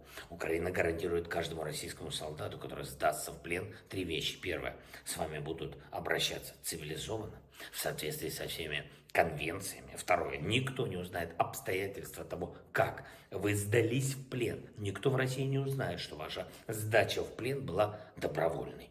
И третье. Если вы будете бояться возвращаться в Россию и сами не захотите обмена, мы найдем способ обеспечить и это. Украина сделает все для своей победы. И каждый гражданин России должен понимать, никакие ухищрения оккупанту не помогут. Я вам обіцяю.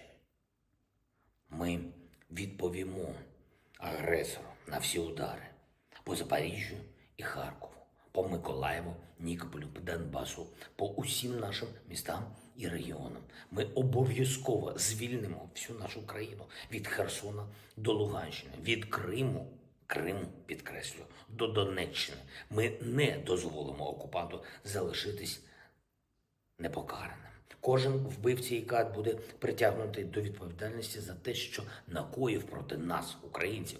Вічна слава усім нашим героям, слава нашому незламному народові, вічна пам'ять усім, хто віддав життя за нашу неньку, за Україну.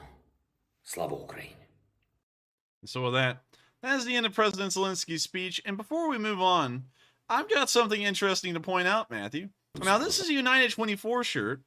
And do you notice that text font looks a lot like the one that we use for the Enforcer?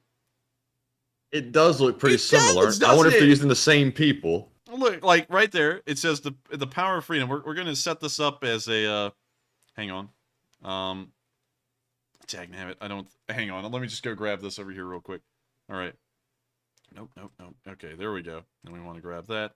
And so, when you see right here, dang it. All right. Okay, so you see right there the text font, and there's the text font on our channel. It looks very similar. That would be pretty cool if they got inspiration for that font from our channel. That's a huge stretch, but still pretty cool to see. So anyways, throwing this back up, that is the end of President Zelensky's speech, and of course, that wraps out our news segment for day 214. Of course, I thank you all so much once again for watching. If y'all have enjoyed and you're here for the news segment alone, please make sure to subscribe, as we do run these streams every single day of the week, except for Mondays at 10 p.m. Eastern Time, where we cover the past 24 hours of the war in Ukraine. And tomorrow, we'll be running another fundraiser, this time with the goal of finally passing the $500,000 mark in the support that we've raised for Ukraine. And so with that, thank you all so much once again, and we are now going to move on into the question segment and also address all the polls that have been put up in between the last one and this one. And so with that, what do we got, Matthew? All right, folks. So for our final question segment of the night,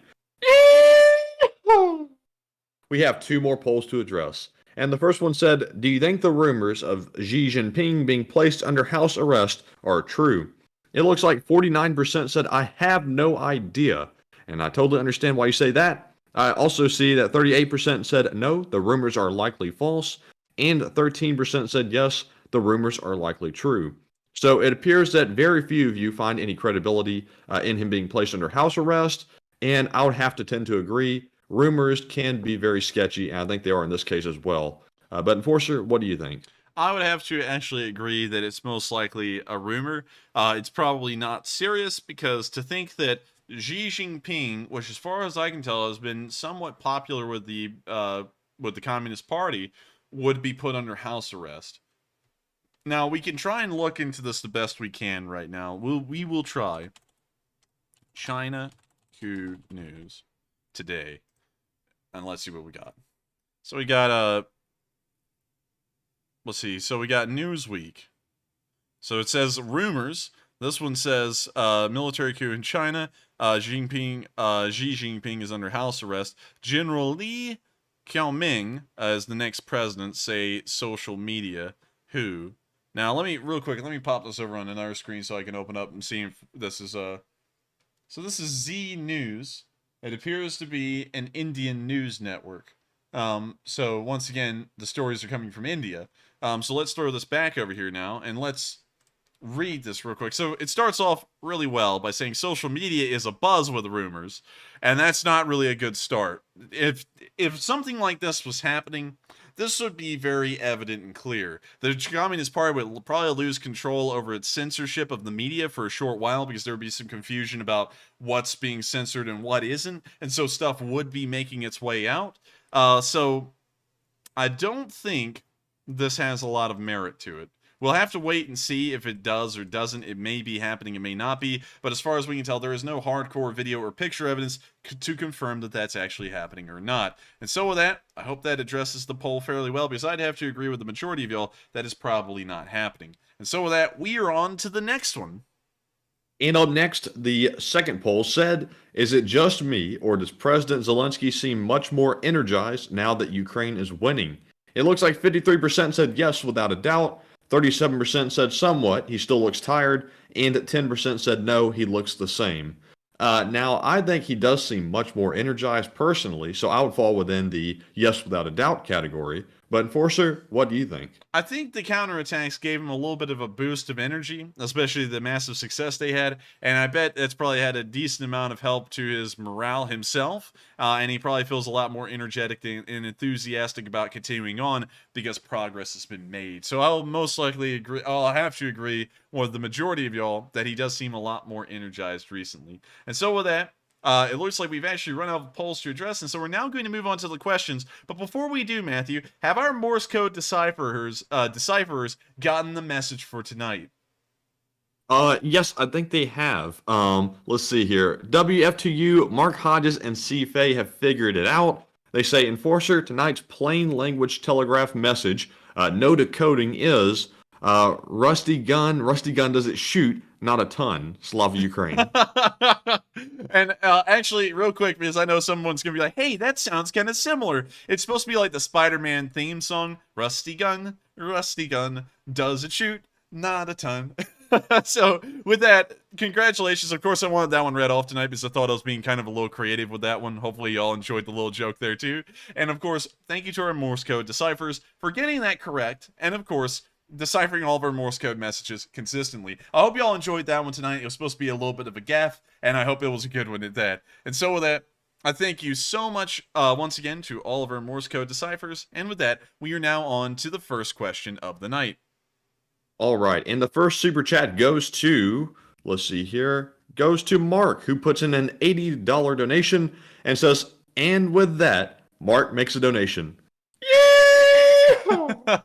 And thank you so much for the massive amount of support, Mark. You are helping us out to an unbelievable degree to help these streams to keep on running. Of course, without it, we wouldn't be able to, of course, run this channel. And so I got to thank you so much once again, Mark, for being a massive contributor and helping this stream to keep on running. And so with that, I thank you so much once again. And with that, we are on to the next one. Not a lot to comment on there for such a massive amount of support, but you did make a donation, and I guess it is what it is. And so with that, we are on to the next one, and thank you so much once again. Yes, and thank you very much, Mark, for that support. We do appreciate it very much. And moving right along, we have a $20 super chat from Carson Larimore, who says once more, Yee-haw! I love this channel, and I love to see the BBB Russian, meaning bloopers, blunders, and boozers. And I thank you so much for the support. Also, I would do a yeehaw, but my voice is kind of strained almost constantly now, so I don't want to try and strain it too much. But I do thank you so much for the support, and also, I'm glad that you do enjoy us showing what's going on inside of Russia during this mobilization, or I believe as they call it, the mobilization. Let me actually see. Mobilization in Russian. Translation. Come on. Mobilizatia. I almost got it correct. And it's so goofy. I'll say this real quick. It's so goofy how the Russian language has not really evolved and made its own words for stuff. Like, watch this, Matthew. Computer. In Russian, it's Computer. Computer. What about airplane? I bet you that's totally different. Самолет. And it actually is. Telephone is not, though. Telephone is literally just telephone. Телефон. Like, they don't, like, as the world continues to advance technologically and come up with new technologies and systems, the Russian language didn't really find its own way to make these words for itself, and so they would just kind of make the English words work in their language and spelling and everything, which is kind of weird and kind of funny in a way. But anyways, with that, I thank you so much once again for the support. And can you reread that super chat again real quick, Matthew? Love this channel and love to see the BBB Russian bloopers, blunders, and boozers. And also, yes, getting back to that, I do thank you so much for enjoying it. We try our best to show what's going on in the mobilization. Okay, now I remember how I went down that rabbit hole. I talked about mobilization. But anyways, I thank you so much for enjoying that, because we're trying to show how poorly the Russians are actually put together, their supply situation and their domestic situation as the war continues to go on. And now it's almost become Russian focused, as we're looking at Russia falling apart from the inside out, instead of Russia falling apart from the outside in with what's going on in this war as of right now, although that'll most likely change back to the way it once was in the future. And so with that, I thank you so much once again for the support, and I hope that does address the comment fairly well. And so with that, we are on to the next one, and thank you once again. And up next, we have a $20 super chat from Larry Widener, who says, inside the USA, we have people trying to outlaw protest. These people, hold on just a minute. Let me read this one real quick. Okay, so Larry, unfortunately, I can't read that one because it gets very political. I can't believe I didn't see that a moment ago. But we do appreciate your support very much. And sadly, let me see if I can kind of summarize it without the political part in it. He basically says that Russia is a dictatorship and we should not want that. I heavily agree with that. Russia is definitely a dictatorship. We've seen that almost all over its history, even during the era of the Tsar. It's never really changed. And hopefully one day there is a way to have the Russian government change into an actual democracy that reflects the best interests of the people instead of the best interests of the ones at the very top, which it's almost always been for. Regardless of who that is, because, you know, of course, that sounds a little bit, I guess you could say pointed in a way. But regardless of who they are, whether the Russian oligarchs of today and Putin, or whether they're the Soviet higher-ups and premiers of 1920 to 1991, or the czars, whoever has been in charge, they've really been the ones who made the decisions almost entirely on their own, without any say from the people who live in Russia. And so with that, we are on to the next one, and thank you so much for the support, and I hope that addresses the comment fairly well. All right, and up next, we have a $20 super chat from none other than Will Riley, also known as Dick Cheney, who says, Dick Cheney wants to know if you know that there are 6 seasons for farmers in Ukraine: spring, summer, fall, tractor season, winter, and tractor season. It is almost tractor season. Prepare your memes. It almost is tractor season. The leaves will start to fall, and as the leaves fall, the I guess you could say fall time season tractors will start to crawl out of their dens and begin to consume the Russian vehicles, usually drawing them back to their dens to have a nice meal. And so with that, I thank you so much for the support. And of course, it is about to be tractor season, so everyone keep your eyes out, pull out your binoculars, and get ready to observe some tractors in action, because it's about to be some pretty funny stuff. And so with that, I thank you so much for the support. I hope that addressed the comment fairly well. And with that, we are on to the next one. And thank you once again. And next up, we have a $20 super chat from Redwood Beard, who says, seeing the state of Russian equipment in this war, especially the All-Stars, Do you think that more nations are doing a reassessment of their own equipment? Also, heard you guys like castles. There's a nice one in Loveland, Ohio. What? Loveland, Ohio? Let's see. Loveland, Ohio. A castle in Loveland, Ohio. Where in the world would that be? The Loveland Castle Museum. There's a castle in Loveland, Ohio. It's not a legitimate castle, though, because it's got modern windows and such in a balcony, which normal castles wouldn't have. But still, it's really cool to see that y'all have one at all, because, I mean, that's just really interesting. I would like to know the story as to why this was built. Also, what's up with the cogged? That's interesting, but that is really cool. That's really neat. I've never actually heard of a castle in the United States before until right now. And so with that, I thank you so much for the support and also allowing us to take a quick little look at this castle. And real quick, Mandy, can you reread the first part? Because I think I may have missed something. He says, seeing the state of Russian equipment in this war, especially the All-Stars, do you think that more nations are doing a reassessment of their own equipment? I believe that a lot of countries, most likely the less well-off countries, are most likely trying to do reassessments of their equipment, or they're either so corrupt they don't care, or they're so economically poor off that there's really no reason to look into it because it's not like they can improve the situation. A lot of countries, the Western countries, for example, like the United States, the British, the Germans, and the French, have been sending over their equipment to the Ukrainians, and also a country like the United States has such a large budget that it's safe to assume the majority, of course, some stuff will still slip through the cracks and be poorly maintained, but the majority of U.S. equipment is maintained incredibly well, and if it isn't, there are massive programs, for example, at the Anniston Army Depot here in Alabama, that make sure that Abrams tanks can be, I guess you could say, refitted or refurbished to be operational and up to modern-day standards. And so with that, I hope that answers the question fairly well. And with that, thank you so much once again for the support, and we are on to the next one, and thank you once again. And up next, we have a $10 super chat from Grathok, I think it said, who says, it's going to be a bah humbug Christmas if the Chinese coup turns out to be real.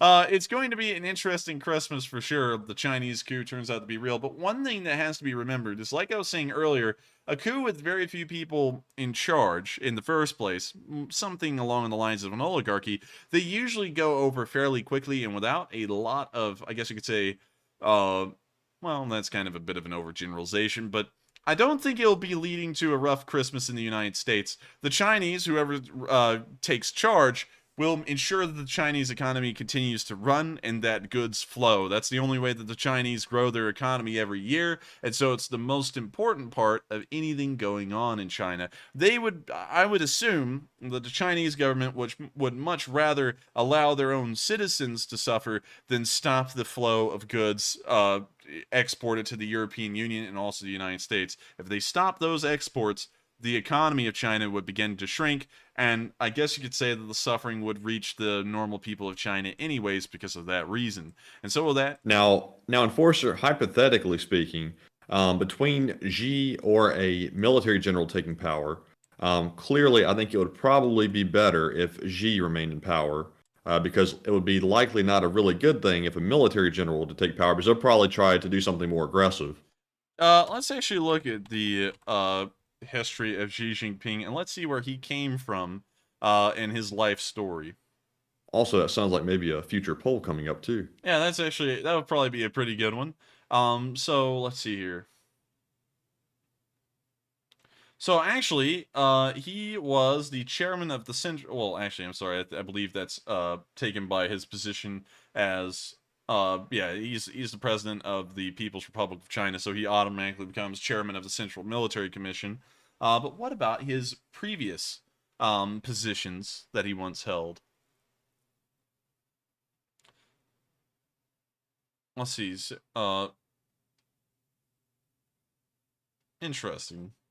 So apparently he also served the People's Liberation Army at the time. Apparently he, let's scroll through here.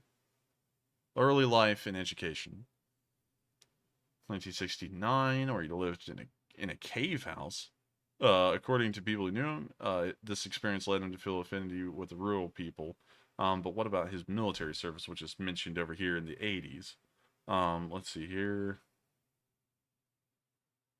From 1979 to 1982, Xi served as a secretary for his father's former subordinate, hopefully I'm pronouncing this name correctly, Ging Bao, the then vice premier and secretary general of the CMC. In 1982, he went to Jingding County in Hebei as deputy party secretary of Jingding County. I'm sorry if I'm mispronouncing all of this. It's unfortunately I don't pronounce stuff well at all. He was promoted in 1983 to secretary. So it looks like his service in the military was as a secretary. So it doesn't really look like he actually served. But let's see about the other general. What was the name of the other fella? It was Key something. Let me go back and see if I can find it real quick. Let's see here. Also, military service, I believe, is actually voluntary in China as of right now. And it's actually very coveted to become a member of the People's Liberation Army in any of the branches because it is considered to be a high societal position within China. So I hope that answers the question fairly well. And let's see, it's Ling or something like that. Let me see if I just type this in if I can find maybe punch in top general in China. Let's see. Yeah, the top generals in it's Li Chaoming. Li, how do you spell that? Let's see here. Roy Hughes, thank you for the spelling. He says Qiaoming. Oming. Let's see. So Li Chaoming. Hopefully I'm pronouncing this correctly. Let's see here. He is the commander of the Northern Theater of Command, which is the Manchuria area for the most part. Everything north of Beijing. So if you look at the map of China, the Northern Theater of Command is, if I'm drawing a line, actually we'll just go to this map and we'll draw the line. The Northern Theater of Command for the Chinese looks something like this. And this is a very crude line. Let's see here. Let me edit the color. So everything north of that line is pretty much in their Northern Theater of Command. So he's in charge of that. It appears that his Wikipedia page is incredibly short. There's not a lot mentioned of him. But he enlisted in the People's Liberation Army in 1976, and he's been the commander of the Northern Theater since 2017 and up till now. Actually, it looks like he's just been succeeded. Literally just this month. Interesting. That may be suggesting something. I'm not entirely sure. But with that, we will look into this a little bit more, and we will try and get some more information on it. But with that, we are on to the next one. And thank you so much once again for the support, and I hope that addresses the comment fairly well. All right. And next up, we have a $10 super chat from Xavier Estrada, who says, Enforcer, you have to show Starsky's latest skit on mobilization and the Netherlands referendum for Russians to join the Netherlands. He says, you think Russia should join the Netherlands, ? Well, I thank you for the support. Sadly, I cannot show Operator Starsky's clips on stream because I know that y'all are about to be like, but you're friends with Operator Starsky, you should be able to show his videos. I cannot because the YouTube Content ID system will trace that as his own original work, and regardless whether he stamped on it or not, and I know he wouldn't, YouTube's Content ID system would say that he owns it. We infringed on a copyright. So sadly, I wouldn't be able to show it on stream. Make sure to go over to Operator Starsky's channel if y'all would like to check it out, though, because I do like his skits. They are pretty funny. But to talk about it at length, I do think that the Russians should join the Dutch. The Dutch do one thing great, and that's to make sure that they don't get flooded. And it looks like the Russians are getting flooded with poor decisions by Putin, and maybe the Dutch can make a dike around Putin to make sure that he doesn't flood the rest of the country with dumb ideas. So with that, I thank you for the support. I hope that does address the comment fairly well, and thank you so much once again for helping this channel to keep on running. And so with that, we are on to the next one, and thank you once again. All right. And up next, we have a $10 super chat from Kanan Meltson. And thank you very much for the support. Kanan does not leave a comment, but we appreciate it very much nonetheless. And moving right along, we have a $10 super chat from David Lansford, who says, any news about Xi Jinping being put on house arrest by the PLA? And I thank you for the support, and we have not really gotten any official news of that right now. It appears to all be rumors, and those were started almost entirely in India alone. And so that may just be something making circles around there, because in case you all don't know, tensions are starting to heat up in the Kashmir area again, and the Chinese and the Indian border patrols are now up there braining each other with sticks. So we'll be waiting to see what happens with that, and that may be the reason why this news is starting to circulate, but of course, we're not entirely sure. Also, if I know someone's about to say this, because as soon as I said the comment, I knew that this was coming. Are you saying that the Chinese and the Indians are backwards people and they're hitting each other with sticks for that reason? No. There's actually a treaty in between China and India that forbade the use of firearms in the Kashmir area. And so the border guards up there resort to beating each other to death with stones and sticks, literally, whenever there's a confrontation. You can actually find videos of that online. And they do that because they both forbade the use of firearms there. No firearms have been used in the Kashmiri border, either by the Indians or the Chinese, for about the past 30 years to 40 years. And so with that, I hope that addresses the question fairly well, and thank you so much once again for the support. And so with that, we are on to the next one. All right, and next up, we have a $10 super chat from LG, who says, what is the point of trying to bury your enemy under a mountain of your own dead soldiers? This is a real question. Please forgive my ignorance. I truly cannot wrap my head around this strategy. And can you reread that again so that way I can make sure to answer it well? He says, what is the point of trying to bury your enemy under a mountain of your own dead soldiers? This is a real question. Please forgive my ignorance. I truly cannot wrap my head around the strategy. And I thank you for the massive amount of support. And it's actually not a dumb question. Well, it's actually a great question. A simple one, but sometimes the best questions are the simplest ones. And this one is one that's very tough for me to answer. The Russians view this war as a war of life or death, specifically Putin. If you don't know, the Russians have been trying to build a sphere of influence like they had during Soviet times, again, over Eastern Europe and some areas of Central Asia, and also not really Eastern Asia. I'll have to rule that out almost entirely. However, the Russians really don't have the ability to exert the sphere of influence they used to have.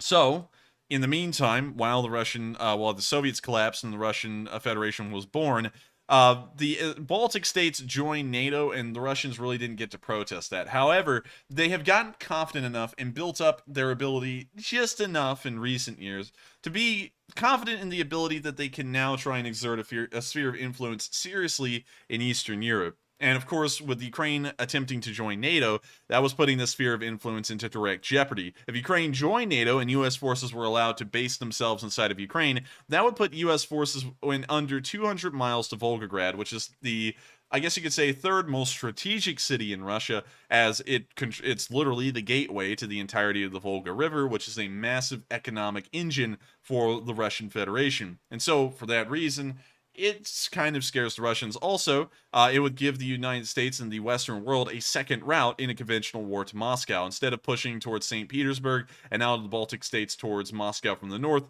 they could also push from the south. And so for that reason, the Russians kind of view this war as a bit of a life or death kind of struggle. Of course, being an American and looking out for America's best interests, it makes a lot of sense for Ukraine to be in NATO for those exact reasons. For the Russians, it's the complete opposite. And so they are willing, at least Putin is, to have pretty much hundreds of thousands of Russians killed in an attempt to try and exert some kind of sphere of influence that the Russians are no longer capable of even holding or controlling. And so with that, I hope that addresses the comment, and thank you so much once again for the support. Also, I saw someone making fun of me saying fairly well, but I always try and give that disclaimer because I may miss a couple of things here and there in these comments, and so I'm not going to ever say that's the perfect answer. It's just fairly well. And so with that, I hope that answered the question fairly well, and thank you so much once again for the support. I hope that addresses the question, at least the best I can. It may be missing some stuff, and if it is, I'm very sorry about that. And so with that, we are on to the next one, and thank you so much once again for the support.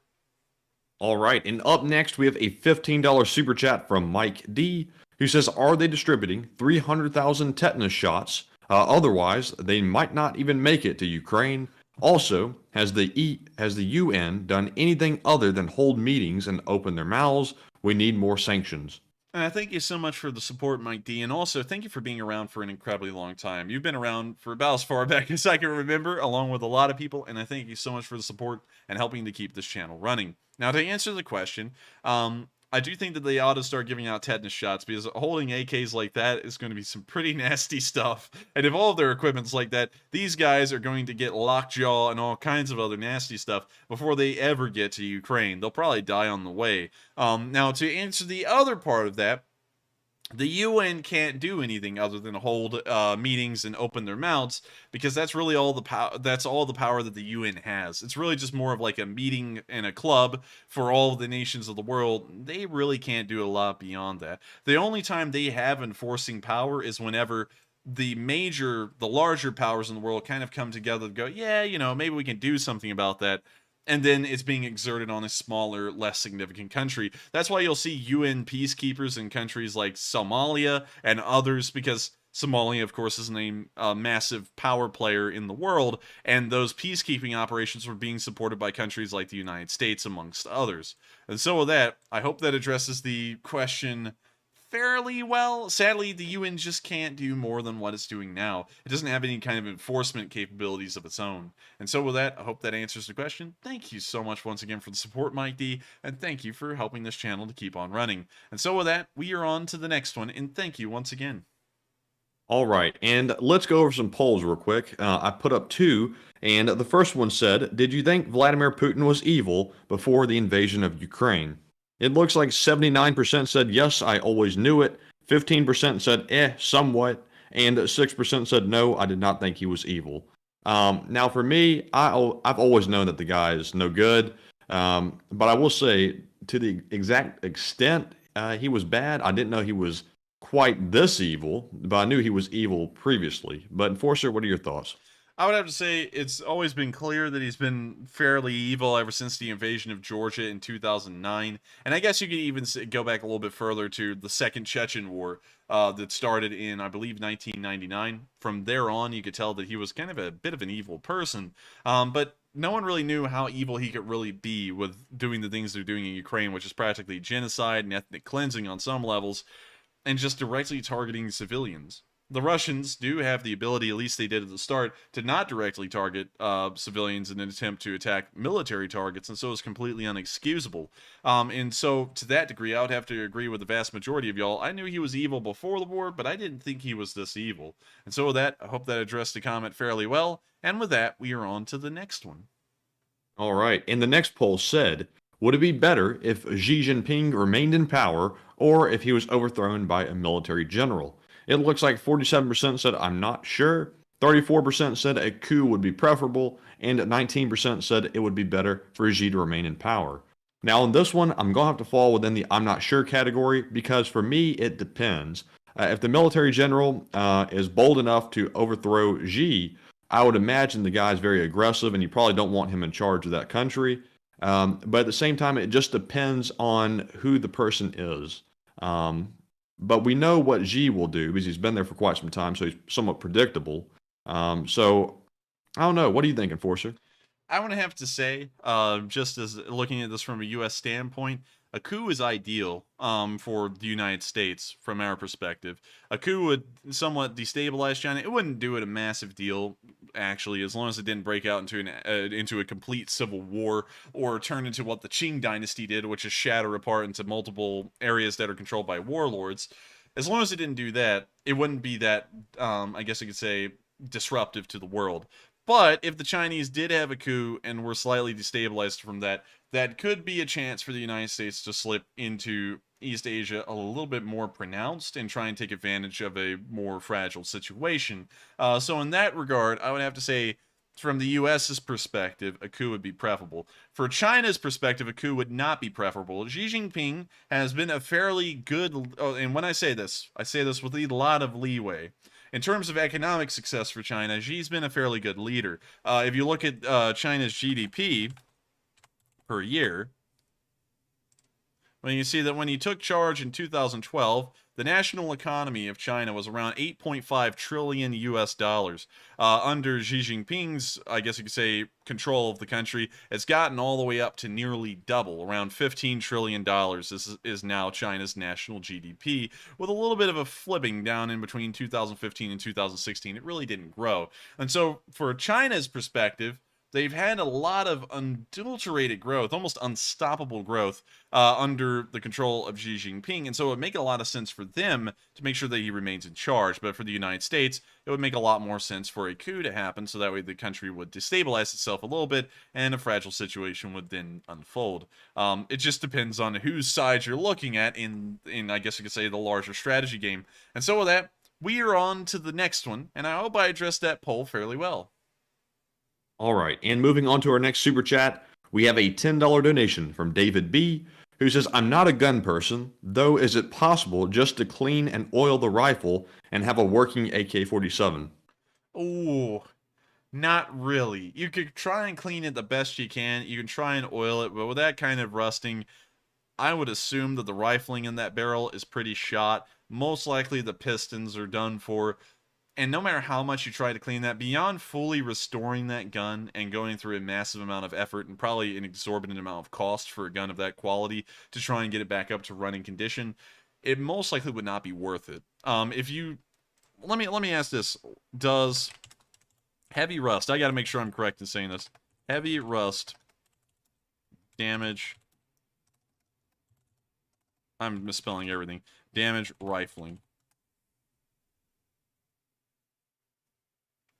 Yes, with enough corrosion, the barrel could actually thin out, though that takes quite a while, and it could blow up. So, in some ways, especially looking at those rifles and how poor off they were, I would have to say it's most likely not a good thing.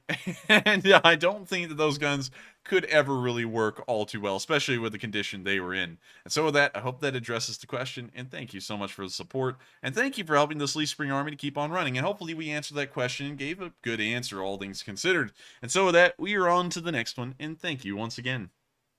And up next, we have a $10 super chat from Max, who says, thank you very much, guys. And thank you so much for the support, Max. Of course, we thank you so much for the support, because without it, we wouldn't be able to keep the stream running, so that way you could tell us things in the first place. And so thank you so much once again for the support, and thank you for enjoying this channel. And so with that, we are on to the next one, and just thank you once again. It's very kind of you. All right, and up next, we have another $10 super chat from Will Riley, also known as Dick Cheney, who says, I must apologize for being late. Mr. Cheney and I were watching football and got stupidly bourbon drunk. Matt, Nightbot will still let me call Mr. Cheney by his first name. Damn you, Nightbot. And I thank you for the support, Will Riley. And sadly, Nightbot does get a little bit more strict as time goes on. I think it's because it catches certain things here and there and then just decides to change them. But still, I do thank you so much for the support, Will Riley. And thank you very much for bringing back Dick Cheney. Dick Cheney always comes to our chat, just in case you're new. Dick Cheney is a bit of a character here. And we always enjoy Will Riley's comments because Dick Cheney's in them. And so real quick, Matthew, did Dick Cheney say anything in particular of note, just in case if I'm missing it? What do you mean? Was there any questions in that live super chat? No. All right. And so with that, thank you once again, Will Riley, for bringing around Dick Cheney. Of course, we can say it on stream, but you can't type it, which is kind of a little funny. So with that, we are on to the next one, and thank you so much once again for the support, and thank you for being an old guard member of the Leaf Spring Army. Now, see, Enforcer, I thought you were trying to roast Dick Cheney when you asked, did he say anything of note? I thought you were about to say he never said anything good. I thought that's what you were trying to say.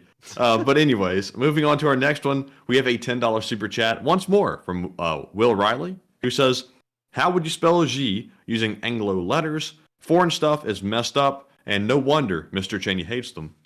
And he's asking, how does Xi Jinping spelled in Chinese? In Anglo letters. Anglo letters. It's spelled X-I and then Jinping. So that's how you spell it in the Anglo letters or the Latin alphabet. And so with that, I hope that addresses the question fairly well. I know it's a bit of a short answer, but there's not really a lot to expound on with that one. And so with that, I thank you so much for the support. Hope we addressed the question. And with that, we're on to the next one. And thank you so much once again. Also, I just saw someone, Matthew, I don't know if it's a joke, but someone said, AK-47, best gun ever made. Fact, rust is nothing on this gun. It will still fire. I think with the rest of it, I don't know if that's really true or not. no, it's not. I'll have to direct y'all somewhere real quick. Let me pull it up on my second screen. Ian Cullum, AK, mud test. All right, this one right here. Here we go. I found it. So we're not going to show a lot of this video because, of course, it's from another channel, so we can't do too much of it. But this is an AKM right here. And what these guys do is they mud test guns on this channel. This specific channel is a side shoot of, I think it's Forgotten Weapons called In Range TV. And so what they do is that they cover these guns in mud and they try and fire them. So you can see that they've got this very nice for the Russian military. This would be a superb AKM. And they're about to throw the thing in mud and attempt to shoot it. So real quick, see that they've caked the mud on. And I know, and here comes someone, because here's the whole thing that I'm trying to prove here. AK fans go, the AK can run submerged in water, blown to bits, and reeking with salt that's just corroded all the metal parts, and it will still run. And so don't sit there and back out now if you're an AK fan and say that's too much mud. He needs to put less on it. This is That's what too much mud. Yeah, this is what you asked for. All right, so they put mud on the gun. You can now see that they've run the bolt a little bit, and you can see now that the bolt's been pulled back, the mud's already jammed the bolt in the rear position. That's not a good sign. So we can already tell that this thing is probably not going to work at all. So real quick, we're going to fast forward. They're now lathering it up with a little bit more mud. They're now going to attempt to fire it. They now pull back the hammer. It fires one round, and then it immediately jams. And the reason why is because, believe it or not, cheap Russian guns don't work well. Who would have known? Here's what happens. This thing is made out of stamped metal. Well, actually, I think it's pressed steel. What that means is that there's a massive machine. They take a sheet of steel, the massive machine presses down on it, it forms into a certain shape, and then they put all these shapes together, and the AK is made out of it.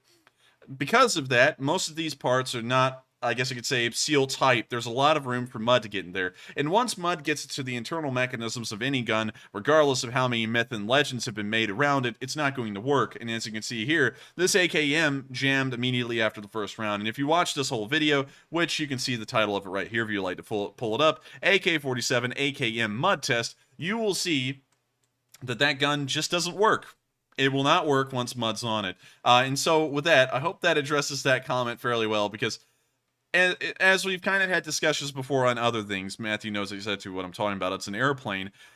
I work off of what's actually seen and what can actually be tested. There's a lot of myths and rumors out there that surround guns and firearms that have been made for propaganda reasons, and the AK is one of them. It's in my opinion, a cheap gun made for countries that don't have high budgets, that can't afford nice guns like the M4 or the later models of the M16. And so with that, we are on to the next one. And also, real quick, Will Riley clarified one thing in his super chat. He says, sorry, I meant to ask, how do you phonetically spell G? Phonetically, I'm not exactly sure how you would phonetically spell G, unfortunately. So wouldn't it be X-ray and what's the I? Oh, X-ray India. Oh, I'm sorry. There you go. Yeah, I'm sorry. I didn't know that you meant that. And also, Matthew, I saw some funny comments. Let's see. Someone said, let's see here. Hang on. I see a lot of people saying that no guns would pass that test. Oh, but wait a minute. I have to say, hang on. Oh, hang on. Let me. yes. While you talk, Matthew, I'm going to go pull up another video since someone said that. So I have to say that I haven't personally done it to mine, but my Daniel that I have, the M4A1, is actually pretty durable. You can throw it in mud and pretty much everything, and it's still going to fire. So, I mean, maybe mine's the exception, but I think mine will do pretty good in that type of condition. All right, everyone. Here's the moment of truth.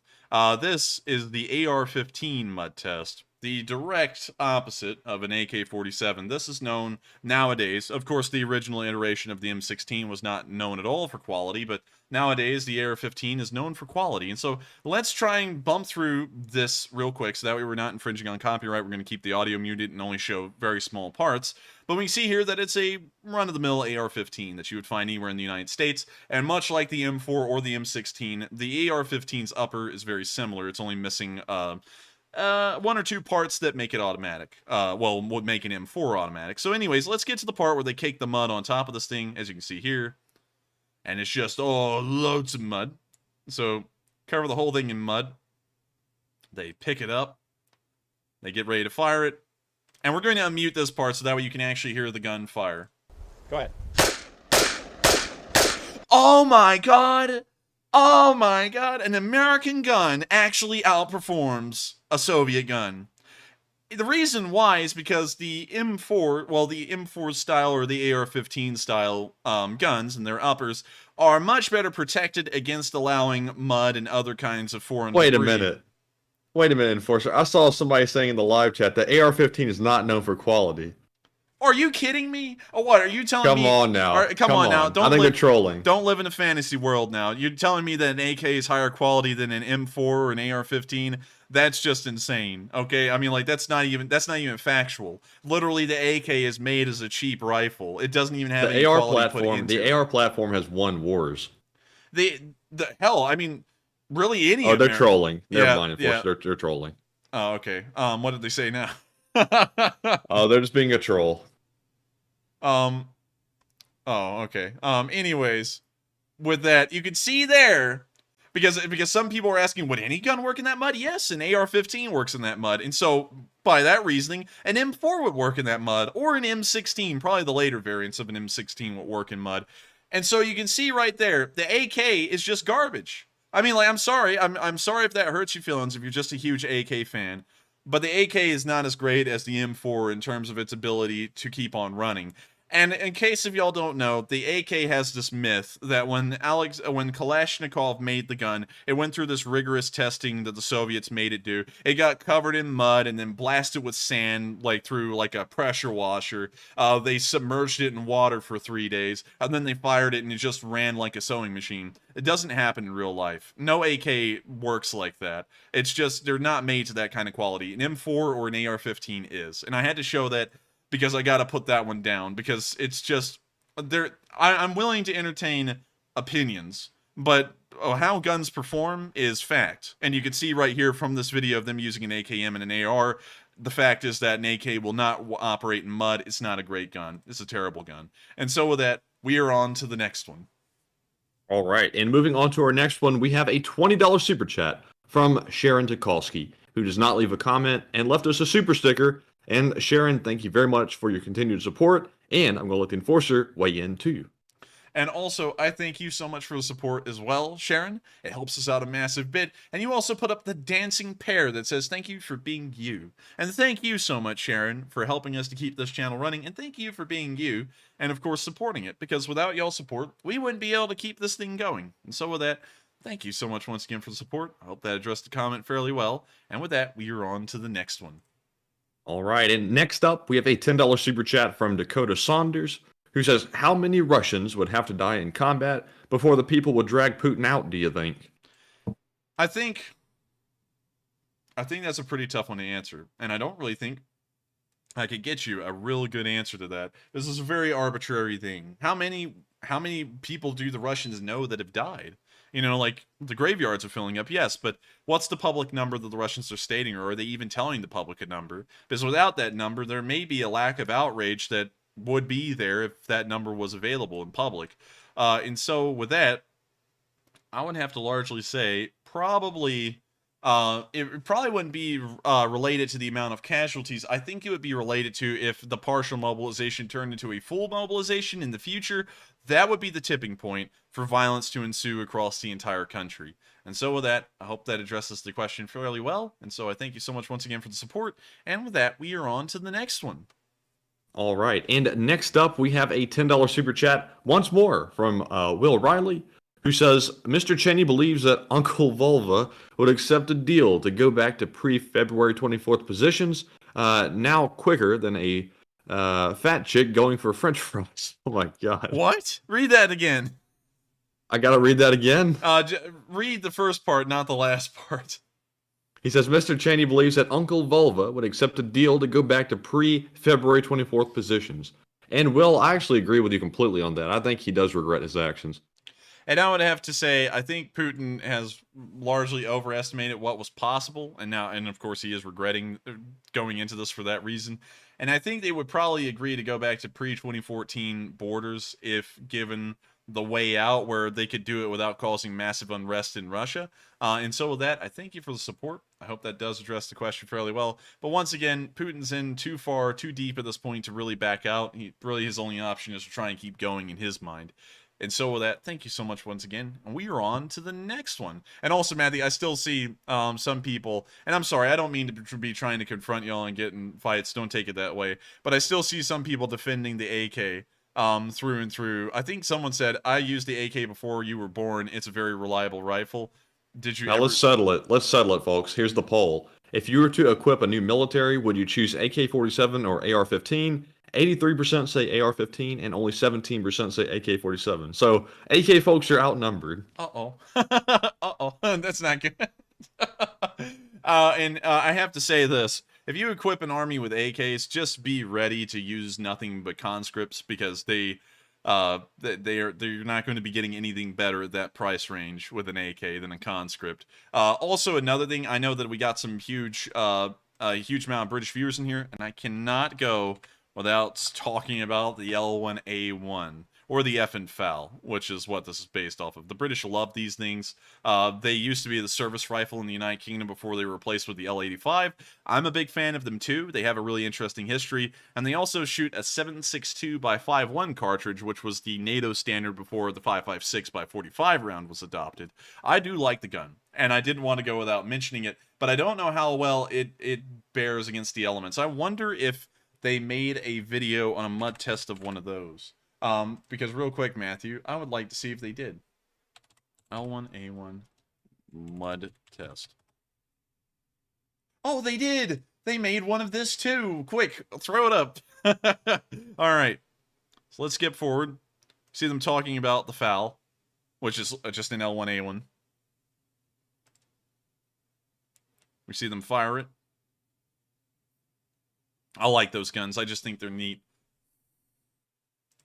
So now we can see them kicking it with mud. Man, that's foul. Oh, No pun intended. Oh yeah, it's just nasty to watch. I hate seeing it because, you know, it's just a massive unnecessary amount of cleaning that'll have to be done to make that gun usable again if it does get mud inside of it, and it will. But let's see if it fires. Okay, so let's unmute it just for the purpose of hearing it fire. Oh, it only got 2 rounds off. So, while the L1 still did better than the AK only got 1 round off. The L1 got 2 rounds off. Let's see, real quick. See if they attempt to fire it again here. Actually, they don't. They just give up after 2 shots. So sadly, the L1, while being a really cool gun, it still gets a lot of mud inside of its, I guess you could say, internal mechanisms, which jams it after about 2 shots. The AR-15 was able to keep running like a sewing machine for real, and the AK was only able to get off 1 round. So, with that, I hope that addresses that for a second to our British viewers. I honestly was hoping right there that the L1 would be able to make it through, but sadly it didn't. Also, someone just said, ignoring the fact that the AR is a non-military application, I don't think... I hate to say it, but if I remember correctly, Eugene Stoner made the AR pretty much. And yeah, development of the AR-15 rifle that was redesigned and modified by Colt's Patent Firearm Company for the military's DM-16. So it is a military rifle. It's just slightly modified. Yes, I guess you want to be technical. If you want to be technical, I guess you could say the AR platform, but still an AR. Yeah, so with that, we are on to the next one. All right, and moving on to our next one, we have a $20 super chat from Tony Feld, who says, we thank the West and specifically the USA for help, but there should be more done to stop these war crimes. People castrated, shot in the necks with hands tied up, and young children abused. How many more? By the way, Shushka equals SU Sukhoi warplanes. And thank you for the support, and also thank you for clarifying what Sushka meant earlier. And also, real quick, I'm trying to make sure that my voice can make it through the night. I do want to say, I don't know when it will end. We haven't seen the end yet, but luckily the Ukrainians have taken the initiative in the war, and now it appears that the Russians are on the defensive as they slowly get pushed out of the territory that they still control.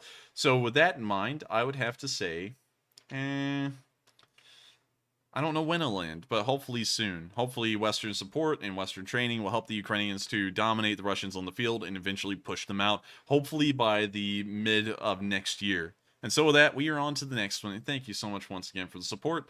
And thank you once again for helping this channel to keep on running. All right. And up next, we have a $5 super chat from Santiago Flores, who says, "Good evening to the Enforcer team. I'm donating a live chat question, and thank you in advance." And Santiago, thank you very much for the support and kind words. And this one is sponsored by Santiago Flores. And the question goes to Sittin' and Thinkin', who says, "Are HIMARS restricted by any weather?" HIMARS, as far as I know, are not restricted by any weather. I don't think they need clear skies and good weather to operate in. So I think that it's an all-weather vehicle. Usually artillery is usually that way, but I'm not sure if there's an exception for the HIMARS. And so with that, I thank you so much for sponsoring that question, Santiago, and thank you so much for helping this channel to keep on running. And with that, we are on to the next one. Before we move on, how many super chats do we have left, Matthew? It looks like we have just about 14 left. All right. And so with that, we are on to the next one. And up next, we have a $5 super chat from Winston Segner and also Krister Peterson, and they both say thank you and Slava LSA. And thank you so much for the support, and also Slava Ukraine, and Slava the Elite Spring Army. My voice is getting so jacked up, honestly. It continuously it's actually not recovered ever. From the time that I kind of messed it up a little bit on stream when I yelled a little bit too much one time. It's never really gotten the chance to recover, so sadly I'm starting to lose my ability to do a lot of the voices, because my voice just feels crappier and crappier every day. But with that, thank you so much once again for the support, and Slava the Elite Spring Army. And so with that, we are on to the next one. And up next, we have a $5 super chat from Denise Bramblett, who says, "What % of the conscripts will run away the minute they get into Ukraine?" Probably around 60% of them. I know that's a very arbitrary figure, not based off of a lot of statistics or information, but not all of them are going to desert, but I feel like a large amount of them would surrender if given the opportunity, because they're going to be so poorly equipped and so highly demoralized. And so with that, I thank you so much for the support. I hope that does address the comment. And with that, we are on to the next one. And thank you once again. All right. And up next, we have a $5 super chat from Putin will hang in the middle of the Kremlin, who says, "My crystal ball told me that Gremlin will be deposed within 7 days." And I hope so. I'm not sure if that will happen or not, but one can only dream, can't they? And I think your name suggests that you were really hoping for that. And so with that, thank you so much for the support. Putin will hang in the middle of the Kremlin. Of course, it helps the stream to keep on going. And of course, without it, it wouldn't be possible for us to be here tonight. And so with that, we are on to the next one. And thank you so much once again. And up next, we have a $5 super chat from CA Lags, who says, "Look up the song of the Volga boatmen. That's the theme for these soldiers." I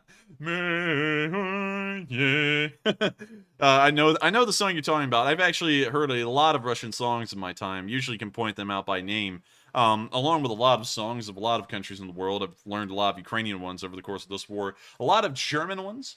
I started getting into the French ones recently. I gotta say, the French actually have some good military songs. I know a load of British ones, because I used to play, well, I still play bagpipes, not a lot. In fact, I haven't played them probably for a year at this point, but do know a lot of British songs, love British songs, and a decent amount of American military marching songs. So, and of course, when I say that, not really into cadences. Me personally, my personal preference, I'm more into classic marches than cadences, because for some reason, I don't know, like, I never really got into the jive of the cadences. I've always been into marches. Marches sound jolly.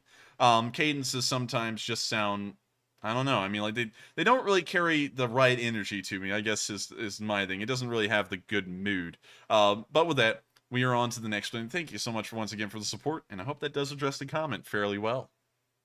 And next up, we have a $5 super chat from VMan29397, who says Russia's 2-week training will be the equivalent of the tutorial of the Call of Duty 2 video game, shooting plates with grenade training with potato.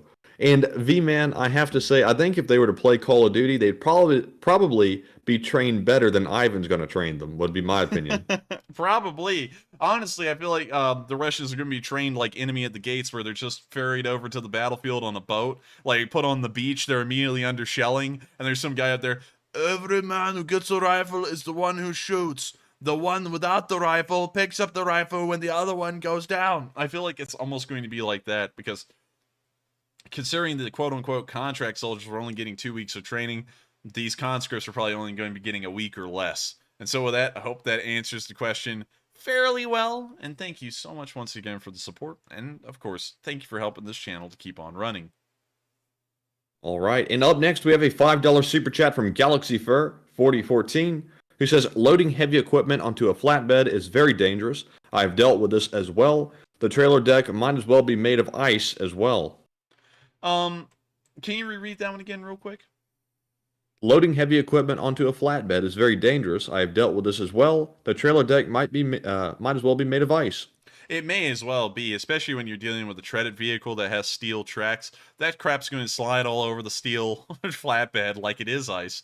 It's really risky, and I do have to say, I thank you so much for providing your commentary on it, because as far as I've seen, it is a very dangerous job to load heavy tracked equipment or even heavy wheeled equipment onto these flatbeds without some kind of calamity happening one way or another.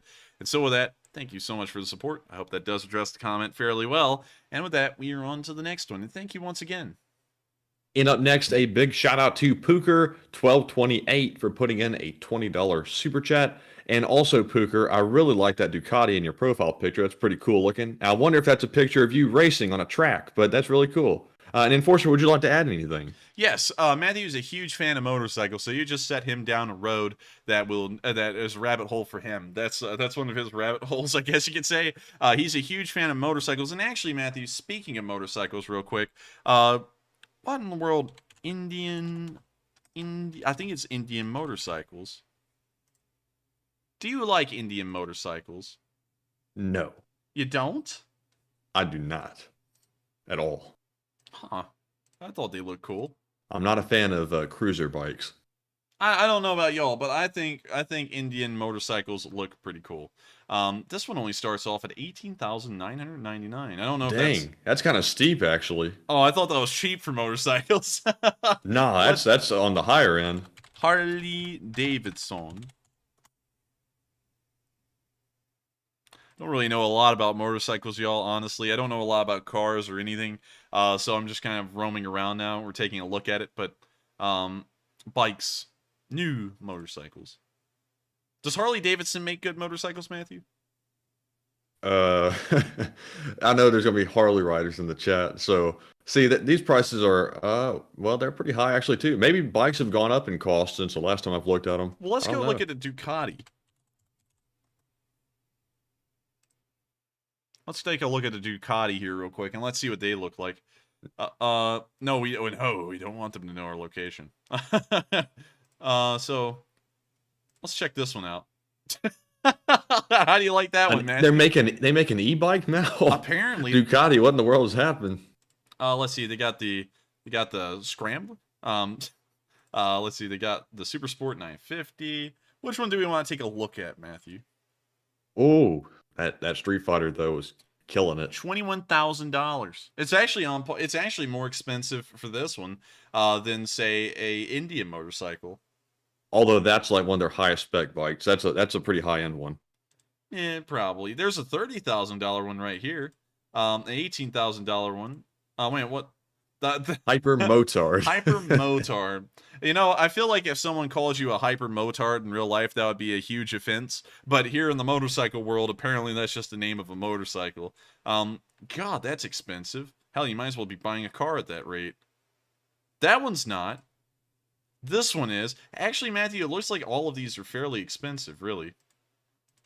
Yeah, they're pretty steep. Although Ducati's kind of like the Lamborghini of cars. They're like the very high end. But also BMW makes a really cool bike as well. They make some like older style, like I don't know, I guess you call them cafe racers. If you wanted to pull those up, they're pretty cool. They're like sort of historic looking. Honda Cafe Racer. BMW. Oh, BMW. You know, Matthew, you may show me something that will spike my interest. Interesting. They kind of look like something. And you'll see it on their site. Actually, these are pulling up like modified bikes. So do I pull a BMW motorcycle or BMW Motorrad? Motorrad? Rad. So let's see here. Heritage. Heritage. Oh, I like this one. It's not too bad. Let's Matt, see. There should be. Man, he's very opinionated and picky with his motorcycles. He likes the sports. Yes. Oh, I love that. Oh my gosh, that's cool. That's really neat. I mean, like the hell, man, this thing looks like something you'd make in the 20s. You know, like I like it. What kind of tires are those? It's like plastic. Inspired by BMW motorcycles from the 30s and race cars from the early 60s, this is a one-of-a-kind bike that will be on display for the first time in Austin, Texas. So it's a one-of-a-kind. Whatever. Go to the top and press menu and look at their models. Menu and models. Heritage?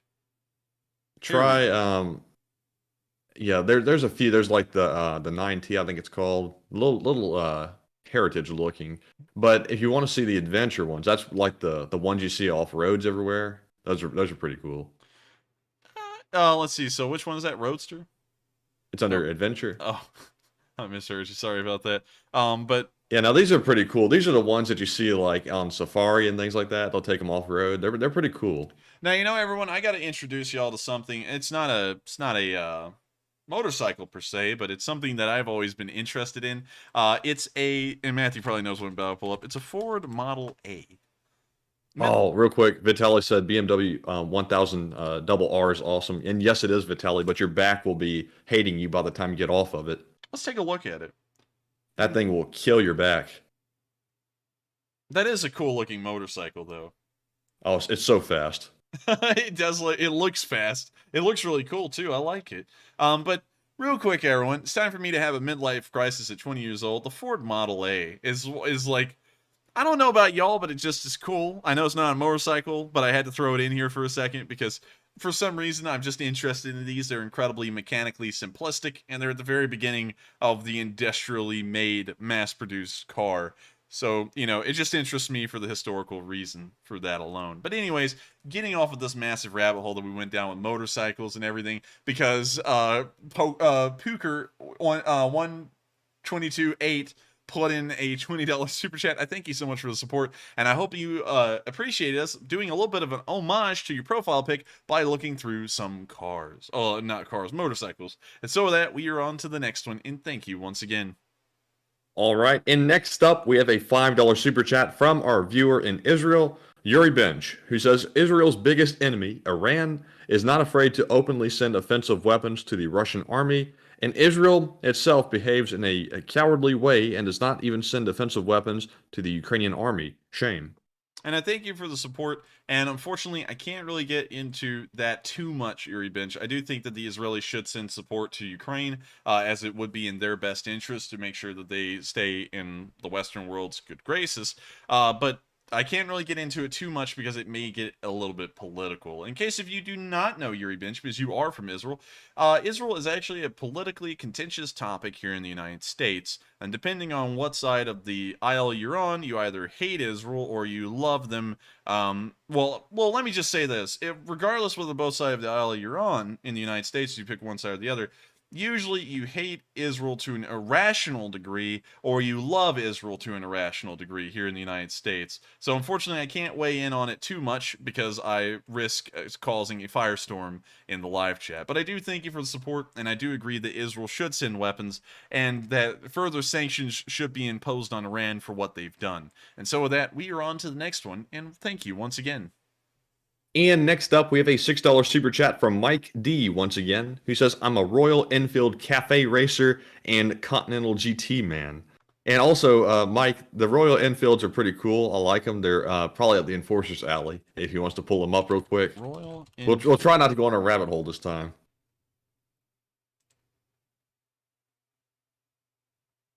No, forget your cookies. Motorcycles. Royal Enfield sounds like it's the firearms company going motorcycle. No.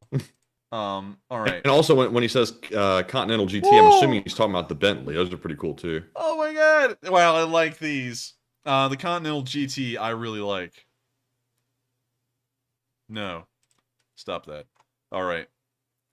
Oh, these things are cool. They look like they're from, like, I would say, not the 30s. They look vintage. I like them. Also, the other one I liked, speaking of it, is... Come on. Work with me, website. Work with me. All right. Motorcycles. Turn off. The classic 350. Really like this one because it kind of reminds me of the World War II era of motorcycles. That the U.S. would, except for that one. I really do like that in chrome, though. And the blue one looks pretty neat, too, although I wouldn't drive it. I like that, though. The kind of olive drab That is color. pretty cool. I like the paint job on that. It's kind of like a matte finish on it. It's pretty cool looking. Yeah, I gotta pull this up real quick now that we're here. It gets, it has... Wait, did that say starting at 5,000? It did! Go down? Damn, wow. That is pretty affordable for that. I'm shocked. I thought it was going to be like 12 or something. Oh, look, we can check out all the different colors, too. Here's Dark Stealth Black, which looks pretty good. Marsh Gray. That looks pretty good. Not bad. Desert... Oh, that's really cool. That's like a CCRG motorcycle. Chrome Red. I like that. Chrome Bronze. Halcyon... Oh, that's a really good one. Wow, they got some really nice paint jobs. Halcyon Green looks really good. And let's see, there's a lot of people commenting on it. Halcyon, this one looks pretty good. Like, that looks pretty neat. That honestly looks like a 1950s kind of color style.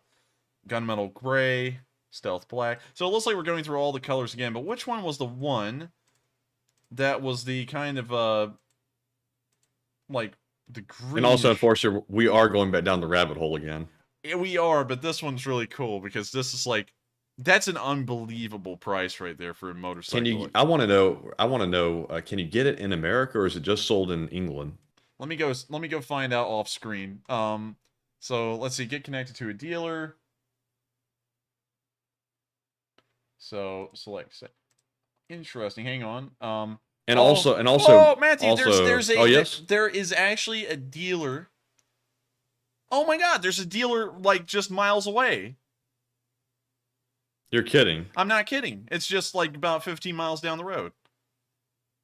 I think I know where I'm going in a few days. I think you know the one I'm talking about too, but it's literally just a few miles down the road. I'm glad I didn't show that on stream because it literally pulled up the map and showed where we were and where it was. But it's at the one I know you know what I'm talking about. But anyways, with that was really cool. Sorry to go down a rabbit hole again, but with that, we are on to the next one. All right. And also, I was about to say to Mike real quick, motorcycles are kind of like the more affordable way to get speed because obviously you can't go like spend a couple $100,000 for like a Lamborghini or something, or at least most people can't. So at least you can go out and get like a Ducati or something for like a fraction of the cost and still go as fast, although it's a little bit more dangerous. But anyways, good one, Mike. You sent us back down the rabbit hole, but thank you very much for the support. And up next, we have a $5 super chat from Anun, who puts in no comment, but thank you very much for the support. And moving right along, we have a $5 super chat from Live to Ride, who says, I'm paralyzed and in a wheelchair. You better bring the 4. LOL, no offense, but most of us bigger than you, bud. Slav Ukraine. Well, I thank you for the support, but I don't know what that means. So with that, we are on to the next one. But thank you once again for helping to keep this channel running. And with that, we are on to the next one. And up next, we have a $10 super chat from Blue Neptune, who says, it's cool to see the brothers' differences. I'd ask the enforcer to ride a bike. Man up, brother.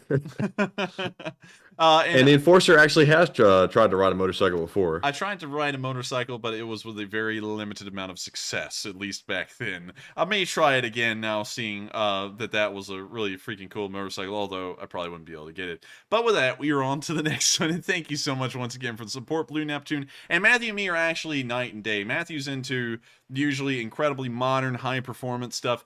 I'm usually into vintage stuff, as y'all can tell, because I wear a World War I uniform on my face reveal, and that's my profile picture too. So you can kind of tell that there's a big difference in between Matthew and me, at least in our thinking and what we look at as cool and not cool. And so with that, we are on to the next one, and thank you so much once again. And next up, we have a $5 super chat from Martin Van Own, who says, "Thanks from Grimsby, Ontario, Canada, and much appreciated." And thank you so much for the support. And also, we have checked out Grimsby, Ontario, Canada before. And so I would do it tonight, but we've already seen it before. And so thank you so much once again for the support. And it's great to hear that our Lee Spring Army members in Canada are still supporting us and still here with us. And hopefully we'll be here for tomorrow's fundraiser. And so with that, we are on to the next one. And thank you so much once again. And up next, we have a $5 super chat from Mr. E-Man, who says, "Another channel put out the importance of material repair programs that are in place today. These agreements are as important as the supply of equipment." And can you reread that one again real quick? He says, "Another channel put out the importance of material repair programs that are in place today. These agreements are as important as the supply of equipment." And that is very true. Usually the repair of existing vehicles and their maintenance is as important as the, I guess you could say, production and supply of new ones. That's something that we have talked about at length on this channel a lot, is how the Russians have been able to supply their frontline units and make sure to get replacement parts to them and such things like that to keep their vehicles running. And it's something that the Russians have not really put a lot of effort into. And so with that, I thank you so much for the support. I hope that addresses the comment fairly well. And with that, we are on to the next one. And thank you once again. And up next, we have a $5 super chat from Mitchell Anderson, who says, "Enforcer and Enforcer Matt, can you tell us the name of the song at the very beginning of the stream? I've been looking for it, but I can't find it." So, if you go onto YouTube, if I can spell it correctly, we go up here, and then we type in "To the Regiment" song. Man, hang on. Let me go over here and try and find it real quick. "To the Regiment" Ukraine song. Hang on. Ukrainian song. I'm gonna try and find this one for y'all. Just gotta find the specific picture. It's been a while, but I should be able to find it. And sadly, I cannot. So unfortunately, I won't be able to find it for you right now. But it's something like "To the Regiment" or "For the Regiment," or some other similar title. It has "regiment" in the name. And so with that, I hope that helps you on the search. And thank you so much for the support. And I hope that helps you to find the song eventually. And with that, we are on to the next one. And up next, we have a $3 super chat from Frank Mafia, and also a $2 super chat from Junebug, without the 72 at the end. And thank you very much to both of you for your support. And moving right along, we have another $2 super chat, this time from Agent Pepsi1, who says, "Those rusty rifles were older AKMs and not AK-74s." And I thank you for the support, and also thank you for bringing that up. I just generally call all AKs AK-74s now, because that's usually the standard one, but that's probably correct. If I go back and look at it, they're probably AKMs. So with that, I thank you for the support. I thank you for bringing that up as well, and also making sure to clarify that bit of misinformation for me. And so with that, we are on to the next one, and thank you so much once again. Also, Irene S. got the name of the song correct. It's "Banner of the Regiment." If you type that in on YouTube, you should be able to find it.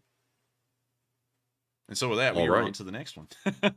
And moving on to our next one, we have a $10 super chat from Zero J Kwan, who says, "Enforcer, are you aware with all the protest and economic instability right now in Iran and China, do you think these civil unrest are contributing to Russia's allies not helping Russia with the war?" They may be. I believe that if that is going on inside of Iran and also China, which we largely know is true, if you know anything about China, they're going through a large real estate crisis right now, where the Chinese, I guess you could say, they kind of bought houses like stocks in a way, almost like the houses. Hell, the stuff wasn't even built. They would just buy real estate to just own it. And then the Chinese, going through a little bit of an economic hiccup, they canceled a lot of these construction plans for these apartments and so on. And so these people bought apartments that never existed. And so it's caused massive amounts of economic issues, along with a whole bunch of other economic calamities that happened to China, which unfortunately I cannot explain in detail because I don't know enough about them. But it's been causing a lot of problems on mainland China, and also in Iran. There's been a decent amount of protests and riots from what I've heard, although I don't have exact details on why. But I do think that those calamities happening domestically within those two countries may be leading them to support Russia less, so that way they can try and get everything back under control in a way. And so with that, I thank you so much for the support. I hope that addresses the comment fairly well. And with that, we are on to the next one. And up next, we have a $5 super chat from Putin will hang in the middle of the Kremlin, who says, "What's tomorrow's fundraiser about? By the way, did you know that the fastest production car in the world is the Rimac Navara? Check it out." And I did know that, and I can't remember which one it was, but I think Richard Hammond might have crashed one of those. It's the one he almost got killed in, I think. No, it's not. I see it. It's a different one. Interesting. It's a really cool looking car. How much do these things cost? Oh, it's probably insane. Oh, yep, insane. Yikes. That's a little expensive. Let's see. It's the electric supercar can bolt from 0 to 60 in 1.85 seconds. I must do this. Tesla Plaid 0 to 60. How fast? It's too fast. 1.9 seconds, I think. Right here it says 2.3 seconds, but I go down a little bit. Motor Trend says 1.9. Yeah, 1.98. So this is just faster by a hair, but honestly, it's crazy how fast electric cars can accelerate because of their torque. It's almost the exact same principle you see in RC cars with how fast they can accelerate to ankle braking speeds. Because, you know, the first thing that an RC car goes for in an open field is someone's exposed ankle. But with that, I thank you so much for the support, and I thank you for letting us take a look at that car, because it certainly is a cool one. And so with that, we are on to the next one, and thank you so much once again for the support. And I saw Cronus saying the live chase that LOL, I was just going to mention Hammond. And it seems like Richard crashes every car he gets his hands on. It's like he crashed the dragster that almost got him. Then he crashed the Rimac that almost killed him. And then more recently, James May crashed, I think, an Evo or something, and almost didn't kill him, but shook him up a little bit. I think broke a rib or something. But anyways, enough with that aside. We're moving on to our next super chat, which is from El Fuego, who puts in a $5 donation and says, "I live near Joint Base Lewis McChord. Why aren't we sending Strikers and Bradleys to Ukraine?" I'm not exactly sure. There may be... unfortunately, I'm going to have to declare ignorance on this one, because I don't even think I can give good assumptions fairly well on it. I think those answers are deep within the heads of the politicians in the United States who've been making the decisions as to what is sent over.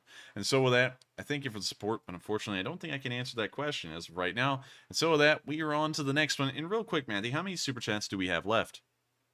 2.